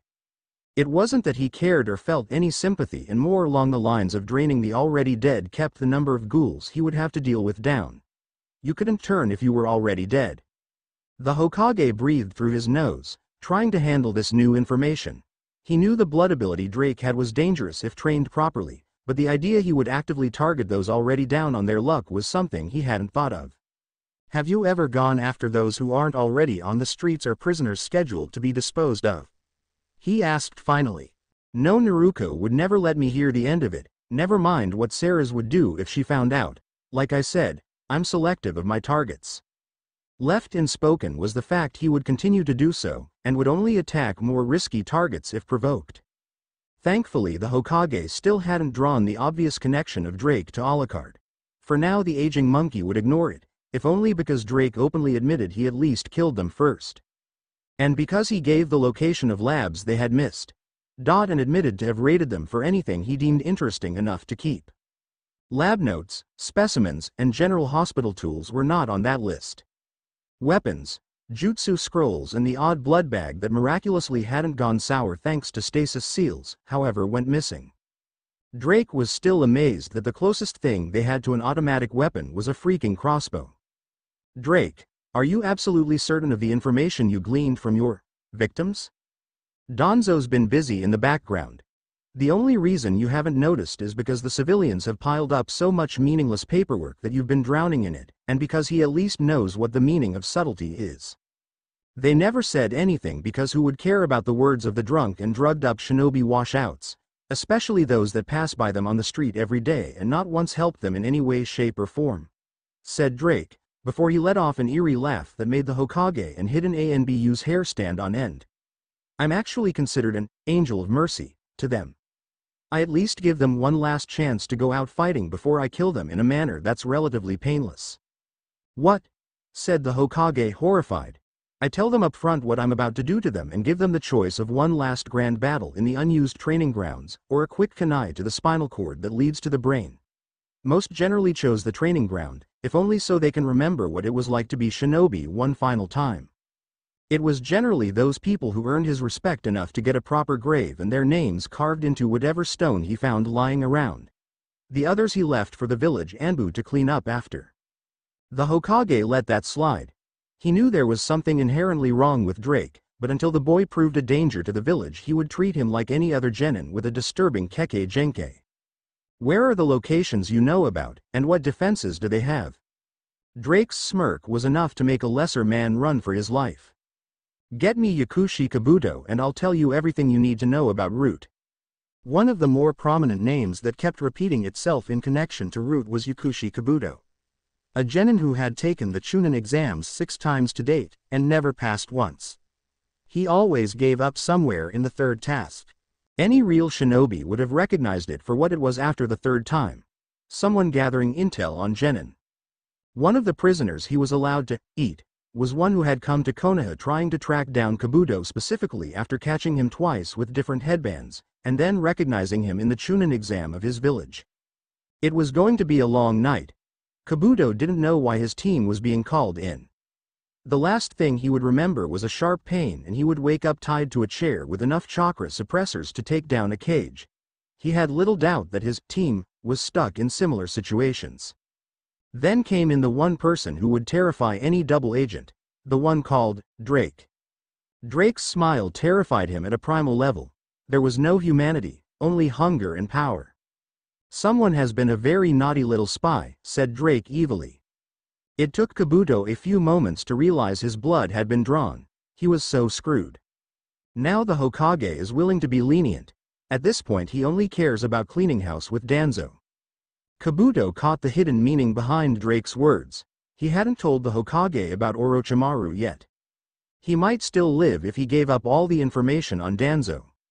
It wasn't until after he was shipped back to his cell that Kabuto got another nasty shock. "Hello, little snake," said Drake. He appeared without warning from the shadows. Not even the Nara could do that. And from the way the Anbu patrolling the area vacated it, it was clear they weren't going to help him if Drake chose to make him his next meal. "What do you want?" asked Kabuto. At least his voice wasn't shaking. "We both know the second they learn of your true allegiance you're as good as dead. Either by the leaf or your master. However, I might have a use for someone as slippery as you are." Kabuto blinked. Then the analytical part of his mind kicked into high gear. "What do you want?" he asked. This was likely his only chance to get out of this alive. Drake's smirk was cold, merciless and utterly without anything resembling pity or humanity. At least this human knew the rules of the game. "So we have a double agent that might turn on us at any given chance unless we prove there's no way in hell he'll pull it off," clarified Naruto in her private hideaway in the sewers. "Kabuto will gladly sell out Orochimaru because he knows damn well once word reaches the snake that he's been busted he's a dead man. Or he'll end up permanently on the run. And since he's also aware I could kill him at any given time, he's not about to try crossing me. So I'm going to do something even more devious. You're going to expose him to Naruto and convert him into our own personal spymaster," said Ceres. It was a good move. Someone as slippery as Kabuto would definitely understand that either he played ball or he was dead. Besides, with Naruto's personality it was highly likely she would convert him anyway. "So we have a spymaster. What's next?" said Karen, pushing up her glasses. It was clear what Drake had planned. Naruto wanted to either be Hokage, or be strong enough that people would have to respect her and not the demon she carried. With power came respect. Or fear in Alucard's case. Either way it meant no one would be stupid enough to try and kill her again. It was something Alucard could respect. So in order for her to pull that off, they would need people they trusted. Or people who wouldn't be stupid enough to try and stab her in the back with Alucard around. Seals were a wonderful thing, and if you had the inclination and patience for it, a devastating tool. Or in Integra's case, away into the Uzumaki clan's good graces when you needed a place to lay low until the rumors died down and faded into obscurity. It was ironic, but the clan her father Alucard had opted to ally himself to was the same clan Integra had hidden herself in after demonstrating a greater knowledge of seals than the Uzumaki clan previously had access to. In exchange they hid her from Konoha. And from Mito, who would have told her husband about a third creature wandering around. Integra was an Uzumaki by adoption, and she was proud of that. The fact the current potential heir was willingly supplying her family with blood, all in exchange for the love and attention she had missed out on, it made her proud. Now she was going to return the favor. Naruto had freed her family from their prisons, so in return Integra was going to bring the scattered clan back together. They were family, after all. The first Uzumaki she found, if only because she knew Tsunade would understand the implications of this. Shortly after Mito's death she had been let in on the secret of her Irionen-sensei's true nature, was the Slug Princess. Tsunade only had to be told the full unvarnished truth of Naruto's treatment in Konoha and the fact she had accidentally woken up the monster her grandfather sealed. And decided to embrace him as family to be really pissed off at her old teacher. Hiruzen Sarutobi was going to be in for one hell of a tongue lashing if a child thought a monster was the lesser evil to the average civilian. Especially if that child happened to be the daughter of her favorite cousin. Tsunade agreed to teach Karen once she got to Konoha, but there was no way in hell she was going to take the hat. Not after all the bad memories she had of it. She gave Integra the locations of possible Uzumaki, but no confirmations. They left for Konoha the next morning. Yakushi Kabuto was listed as a permanent vassal of the Uzumaki clan. More specifically, he was Karen's medic nin teacher. He was under no illusions. If he tried to harm Naruto in any way, or betray her, he would die. In as painful a manner as possible. Drake had argued his case with the Hokage, and to his eternal shock the old man agreed this was the lesser of two evils.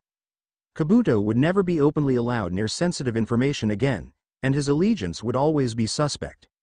But at least he would be alive.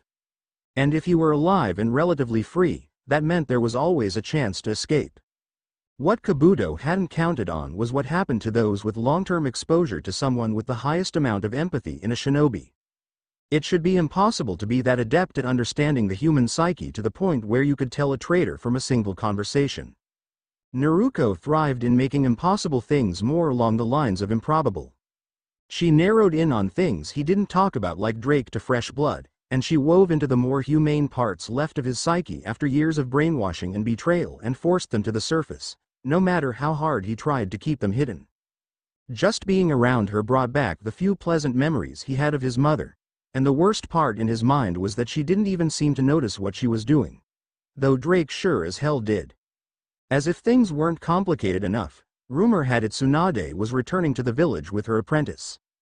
Not because she had gotten over her issues, but because someone had told her about a possible Uzumaki clan head and she wanted to confirm it. Kabuto knew the truth though, he wasn't an effective spy for nothing. Drake's older sister told her about how Naruto was treated, and she had been so pissed she chose to come home if only to ensure the girl had some family that wasn't on probation and could step in to keep the councils off her ass. Plus she would be used to keep Kabuto in line, since no one was actually aware of what Drake really was. Tsunade took one look at Drake, and they knew. She knew exactly who and what he was. So, you're Integra's father. Drake's grin widened considerably. And you're the granddaughter of the same fool who sealed me and my maid away after I got drunk, said Drake evenly. Thank you for reminding me about that, said Ceres darkly. She looked at Tsunade and said, how much would it take to convince you to keep his alcohol stash to a bare minimum to avoid a repeat of that fiasco? Tsunade blinked, before a Drake-worthy smirk appeared on her face. How about this? I'll steal his alcohol from him if you agree to scare off the creditors that are after me, said Tsunade. Why scare them off when I could just as easily pay them? Asked Drake. Tsunade snorted. I've racked up a debt easily into the millions. You would have to take several S-ranked missions just to pay for it, she said flatly. Drake smirked.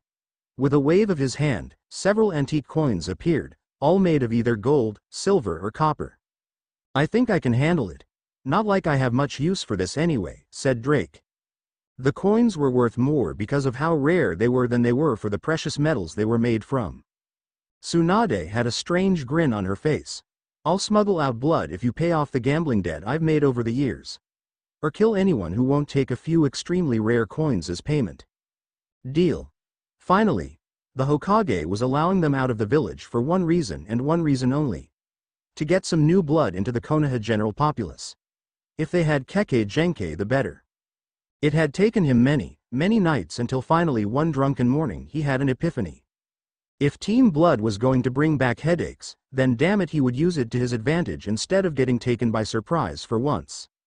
So he was sending them to the land of water with the instructions of bringing as many Kekkei Genkai users as they could back, without anyone realizing it was Konoha.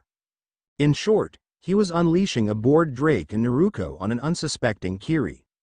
If it wasn't for the fact that they were known as the Bloody Mist and he had little to no reason to care, he might have felt sorry for what was about to happen.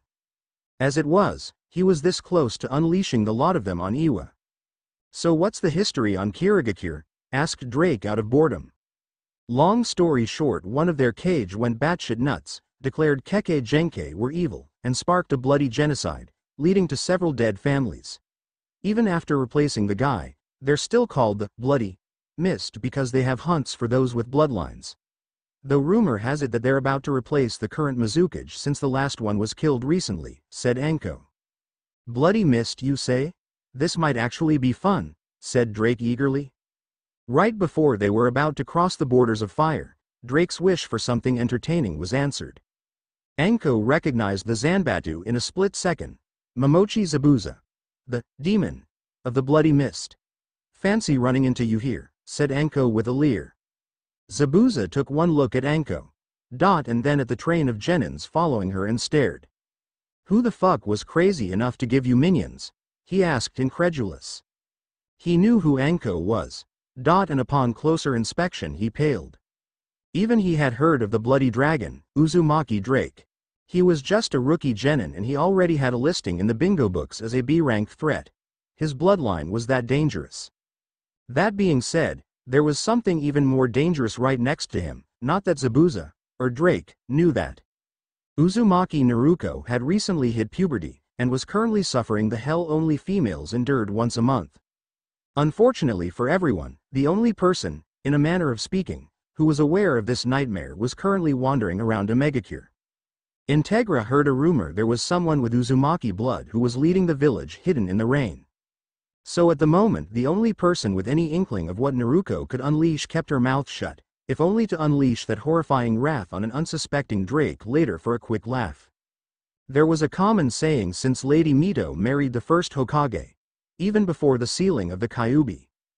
Hell might be terrifying, but its fury is a mere candle to that of an Uzumaki woman during her period, especially if you were foolish, or unlucky enough, to somehow incur their wrath. It was worse than the hurricanes that used to plague Uzushiogakure. The Uzumaki men used to joke that the storms were nature's way of trying to replicate their wives during that time of the month and always coming up short. Never within hearing distance of said women, of course. So yes, Anko kept her mouth shut about said saying, if only to see the look on Drake's face when the full brunt of Naruto's fury hit him like an unsuspecting brick at the worst possible time. That expression would be glorious. Anko eyed the demon of the mist and smirked, an idea already forming. You do realize the Hokage given us carte blanche to poach the mist's Kekkei Genkai users, right? Odds are if you stick with us you can defect and possibly work out a deal. Or we could end you now and collect the bounty and go back to our mission anyway, said Anko, cleaning her nails with a kunai. Zabuza's little partner perked up at that news. Zabuza eyed Drake with more wariness than he did Anko. He could handle the infamous snake bitch, one of the few leaf nin who didn't adhere to that tree hugger crap. Drake, whose bloodline had reached the rumors of the better missing nin, however, was an entirely different kettle of fish. Word had it that if you bled within 100 feet of him you were screwed. Even if it was a minor cut most shinobi wouldn't think twice at. What's in it for us? You mean outside of giving the GG a migraine that's liable to have him cursing our name and seeing the look on that arrogant Uchiha's face when he realizes that there's a new Junin he can't badger into becoming his new Junin sensei? Asked Naruto bored. Zabuza stared at her. What? Long story short, the last Uchiha is a spoiled brat who's beyond pissed at us for nearly killing our original sensei, and finding one almost immediately while he's had to try and kill some of that massive ego of his just to find a replacement. Unfortunately for him, Sharingan Kakashi's report of his real personality was enough to convince those who could have been blackballed into teaching him to suddenly take long-term missions far from the leaf, said Ceres with a little too much glee. Which means Itachi's precious little brother is in serious danger of becoming a breeder instead of a shinobi capable of killing his dear older brother, said Naruto evilly. Zabuza stared, before he started laughing, evilly. That sounds hilarious, and a damn sight better than fighting Enko Mitarashi with able and willing cohorts who are almost as scary as she is, if not worse. Drake grinned evilly and it sent shivers, and not the good kind, down his spine. Care to sign up under the banner of the Uzumaki clan heir? Doing so gives you a step up on the list of people I'm not allowed to eat unless you royally piss me off, said Drake, as if he was talking about the weather. If I say yes, will I have to deal with the tree huggers? Say yes and your apprentice there can claim they're an adopted Uzumaki, thus keeping those morons on the civilian council from trying to force a marriage on them, came Drake's reply. Deal, said Zabuza. Claiming he was a new vassal of the Uzumaki clan offered benefits in any village who knew of the clan and kept Hiku safe. Not to mention it kept the bloody dragon from trying to eat him. Gaara didn't know what to think of the woman before him. She had somehow managed to bring both of them into his mindscape, then proceeded to laugh her ass off at the demon inside of it. He was more baffled by the sense of embarrassment and mortification coming from the beast he once called mother. It's not that funny, he whined. It's not funny, it's hilarious. How the hell did you end up in a damn biju anyway? I was pretending to be a Jashin priest and some idiot sent the Shukaku my way. Next thing I know the damn Tanuki ate me along with my meal, and I wake up to find myself in a freaking tea kettle of all things, complained Shukaku. Gaara blinked. Why would you pretend to be a Jashin priest? He asked. The raven-haired woman turned to him with a grin. Because we're vampires and no one would think twice if we ate someone we killed if we're pretending to follow a cult that's a moron based on a loose interpretation of when our fathers pissed off at someone. Believe me, our mother was pissed when she found out where the Jashin cult first started from. How have you been feeding since you got stuck? There's a reason why I convinced the brat to crush those idiots in sand. Every time he disposes of someone that way, I get the blood. Though it's gone down of late because dear old mom and dad thought it would be a good idea to direct him to the T&I division. The pranks are hilarious though. The woman turned to him. Kid, how would you like it if you were able to sleep? I can't sleep. Shukaku takes over when I do and goes on a rampage. Do you have any idea how dead boring it is in here? Every time you take a nap, I get a chance to stretch. Here's the deal. If you can continue to dispose of the prisoners or at least small animals through the bloody sand, then he won't try to forcefully take over. He'll just borrow your body while you get some actual sleep. Though your eyes might turn red after this, she informed him. Gaara eyed the demon. If I do this will you shut up about killing people? He asked. Kid, you let me borrow your body while you sleep and I'll give you pointers on how to really freak people out and make your dad's life hell. Gaara held out his hand, and Shukaku shook it. Maybe now he could get some actual rest. Gaara then turned to the woman. Who are you anyway? Call me Integra Uzumaki. I'm the older sister of the priest that idiot Biju ate. When I heard his current container was calling him mother, I had to come visit, if only to laugh at him. Any relation to the Uzumaki that came to the village a few months ago? The raven-haired one with red eyes called the Bloody Dragon is my dad, and the blonde with the stacked chest is my mother. I'm an Uzumaki by adoption, so I'm also technically related to the blue-eyed blonde girl Naruto. Drake took one look at the carnage before him, and got the largest boner he had ever had in his life. Even Ceres was impressed, while Enko was shouting out pointers to the one causing the destruction. Are we sure she's not a redhead, because quite honestly this level of violence is something I'd expect from one, asked Drake. Either that or your cousin Richard, muttered Ceres. Enko paused, before asking, who's cousin Richard? An undead warlock bent on destroying every living thing, preferably by setting it on fire. He's also notorious for eating small infants, starting wars out of boredom and generally having a bigger disregard for life than I do. He's also mayor of a small village that's lovely in the springtime. We try to make a visit there at least once a decade, added Ceres. Anko wasn't the only one staring. Naruto had paused in her maiming of the idiot stupid enough to comment on the fact her breasts had yet to start growing and said she had a fat ass to compensate to stare at Drake as well. If he's an undead warlock, why do you call him your cousin? Naruto asked finally. Because generally when we team up we leave a swath of slaughter in our wake and tend to compete for best kill, the most bloody and most creative. Since we're both unkillable by almost any means, we've decided to simply claim each other as our favorite cousin, if only to see the look on people's faces when we talk about the other. And before you give me any weird looks, I'm not the one who has the battle cry of, for pony. Nor have I ever been chibified by an imp that was once my pet, deadpanned Drake. I still don't know how in heaven you managed to convince me to make him Integra's godfather, said Ceres, pinching her nose. It was either that or hear him bitch for centuries about the damage she would have done to his lower intestinal tract while ripping her way out of his stomach, came Drake's immediate response. Naruto considered this, before he next question made Drake even more happy to have chosen her for a master than he would have thought possible. Well, that and he would have to drag the only two adults for a few hours at how happy it made him. Do you think he would enjoy an apprentice? More specifically one who already has a lot of brother issues and is currently desperate for any teacher he can find? Drake's evil laughter was loud enough to be heard all the way back to Konoha, and it sent a shiver of doom down the Hokage's spine. It also managed to make it to said undead warlock. Who had the distinct feeling his boredom was about to go away very shortly. Naruto's victim groaned. It was the first and possibly only time he regretted having a Kekkei Genkai that allowed him to reform so long as he had enough water nearby. And Naruto had been maiming the poor little Miss Genin on top of a lake so his suffering could be prolonged as long as possible. Suigetsu should have kept his fat mouth shut about Naruto's assets while she was on her period. There was only pain in his future now. And the worst part was his teammate and the woman who lead the Kiri rebellion for the Kekkei Genkai users had absolutely no sympathy for him. Particularly when Anko explained that not only was Naruto a mainline Uzumaki, she was the clan heiress and had recently hit puberty. Ergo, he had commented on her ass and breasts at the worst possible time.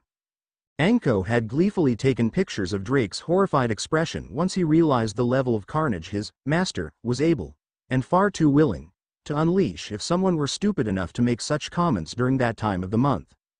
Still, this level of violence.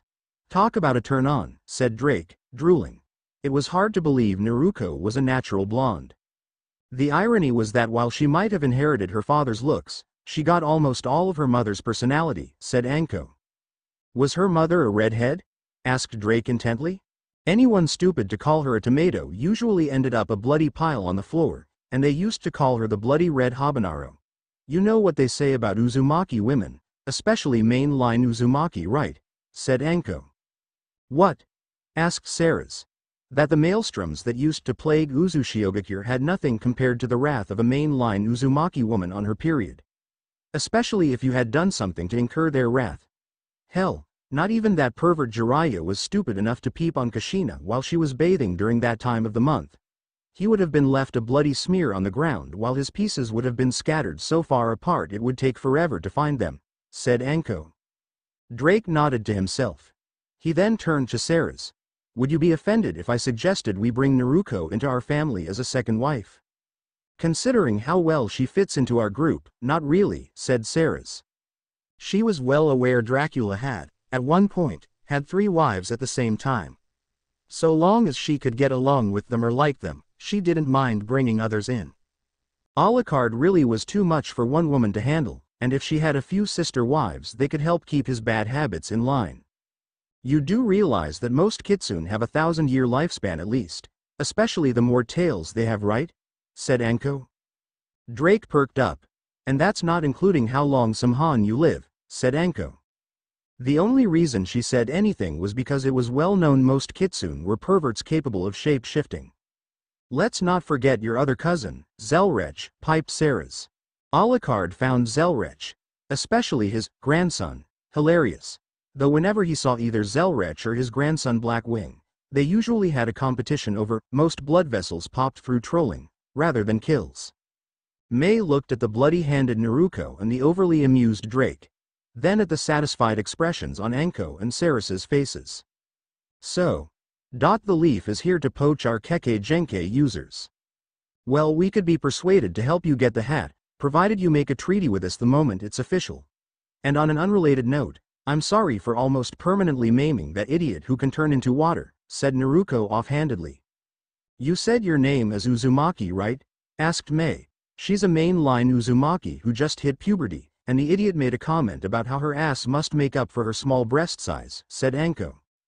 Then it perfectly falls under the old laws, and he'll have to pay for medical help on his own, said Mei. Drake and Saris blinked. There's a law about pissing off a female Uzumaki? Mei brought out a rulebook. Page 4, Section 13. Uzumaki Standard Procedures. Drake opened the page, and Saris stared. Anyone stupid enough to incur the wrath of an Uzumaki female, particularly the main line, shall be made to pay for their own medical bills. By any chance have you come into contact with a woman by the name of Integra Uzumaki? Asked Naruto, grinning evilly. Why do you think we put that in the books? Between her and the actual Uzumaki, there's been plenty of bloodshed. And not because of a certain vampire visiting our blood supply, said Mei deadpan. Drake began laughing, quite evilly at that. Right, Mei, meet Integra's father and mother respectively, said Naruto, pointing at Drake and Saris. I can see it, but why do you look like Genin? Easiest way to fly under the radar in Konoha. If the old man knew Drake and I weren't just a pair of Kekkei Genkai holders, he might feel duty-bound to seal us up again, and it took a decade before the hunger got so bad my body actually shut down, shuddered Saris. Mei grinned. So basically the only one who didn't know what these two were was the Konoha. For one of the big five they were surprisingly out of the loop. Coincidentally, Integra said she would be making the rounds to gather the Uzumaki again. Worst comes to worse, we rebuild Uzushio, said Naruto shrugging. If you have to rebuild the old village, count Mist in as one of your allies. Konoha has been getting uppity these days, and their recent image as a bunch of damn tree huggers isn't helping, said Mei. Don't I know it? Do you know how hard it is to get a guy who won't curl up in a fetal position crying his eyes out whenever I get my hands on him?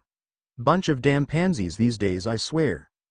Is that why you've been visiting Kurenai so regularly, Anko-chan? Said Drake impishly. If all else fails, jump a fellow member of the Double 10 Brigade, said Anko. Mei nodded in complete agreement. What about the idiot who insulted Naruto earlier? Asked Drake. He's going to get little sympathy from us for pissing off an Uzumaki woman on her period. It may have fallen, but you tend to remember angry red heads holding you by the ankle over a pit of alligators with double rows of teeth that they genetically bred specifically to eat people who get on their bad side. Drake raised an eyebrow. Genetically bred alligators, he repeated. They're seal masters, and considering how labor-intensive seals are, they get bored after a while. So they delved into cross-breeding animals. Needless to say, it upped their danger level quite a bit for the rest of us and forced the old leaders to put in laws about pissing off the females during that time of the month. In short, don't piss off the redhead who can sick abominations of nature on you when she's on her period, and if you do, you'll get jack in terms of sympathy. I'm starting to see why Integra chose to be adopted into the clan, said Sarah's sweat dropping. Huh. Knowing her, she probably started it, said Drake. Nagato had thought he had faced everything he would ever need to face in terms of danger. That was before a woman, who could pass for a teenager, waltzed right in to where his true body was and gave him a stare down. The Rinnegan. Haven't seen that in a while. You must be the first wielder since that idiot Mamoru accidentally awakened it. You've certainly mastered it better than anyone save Riku did, she said appreciatively, before she said, though you've certainly overused it. Who are you? Demanded Nagato. Integra Dracul Uzumaki. I'm here to inform you that the Uzumaki clan head is recalling the clan. Who is the clan head, and why should I care? I have a better question. Why are you overusing that eye and hiding behind corpses? Asked Integra, raising an eyebrow. Do you know Madara Uchiha? Integra twitched. That damn monkey eye is still alive? Nagato nodded. Father will be pleased. He's been wanting words with that bastard since he helped in sealing Mother up while she was still awake and fully powered. Who is this father of yours and why should I care? Asked Nagato. Are you aware of the monster that was sealed inside Konoha before the hidden villages were formed? I've heard rumors that there was a secret only the Hokage and his successors could know about. My father is that monster, though the story was altered. In truth, he got drunk off his ass and went on a rampage, so they sealed him up once he fell asleep. Unfortunately for them, they also decided to seal my mother while she was still very much alive and aware. It took her decades to fall into hibernation. Needless to say, he fully intends to go old school on Madara. How much would it cost to get your father to go old school on Danzo? Danzo as in the war hawk in Konoha, Danzo? He got a good friend of mine killed. I want him to pay, said Nagato. I'm sure something could be arranged. You're part of this Akatsuki group targeting Jinchuriki, right? Said Integra. I am. I lead them. When you find Madara, do me a favor and be sure to deliver him and anyone you consider disposable. In return, we'll deliver Danzo. Do you want him maimed or barely alive? Maimed, please, said Nagato, almost jokingly. We'll deliver a maimed bastard in no position to defend himself to you in exchange for Madara. Fair? Nagato held out their hand and they shook on it. The next time Integra went to Konoha, she and her father would be ridding the world of Danzo. He had somehow managed to avoid capture over the root mess, but he wouldn't survive a second time. She still didn't know how the hell he managed to pin the blame on the other two advisors. The end. I hope you enjoyed this episode. Remember to subscribe and like this video. See you in the next part.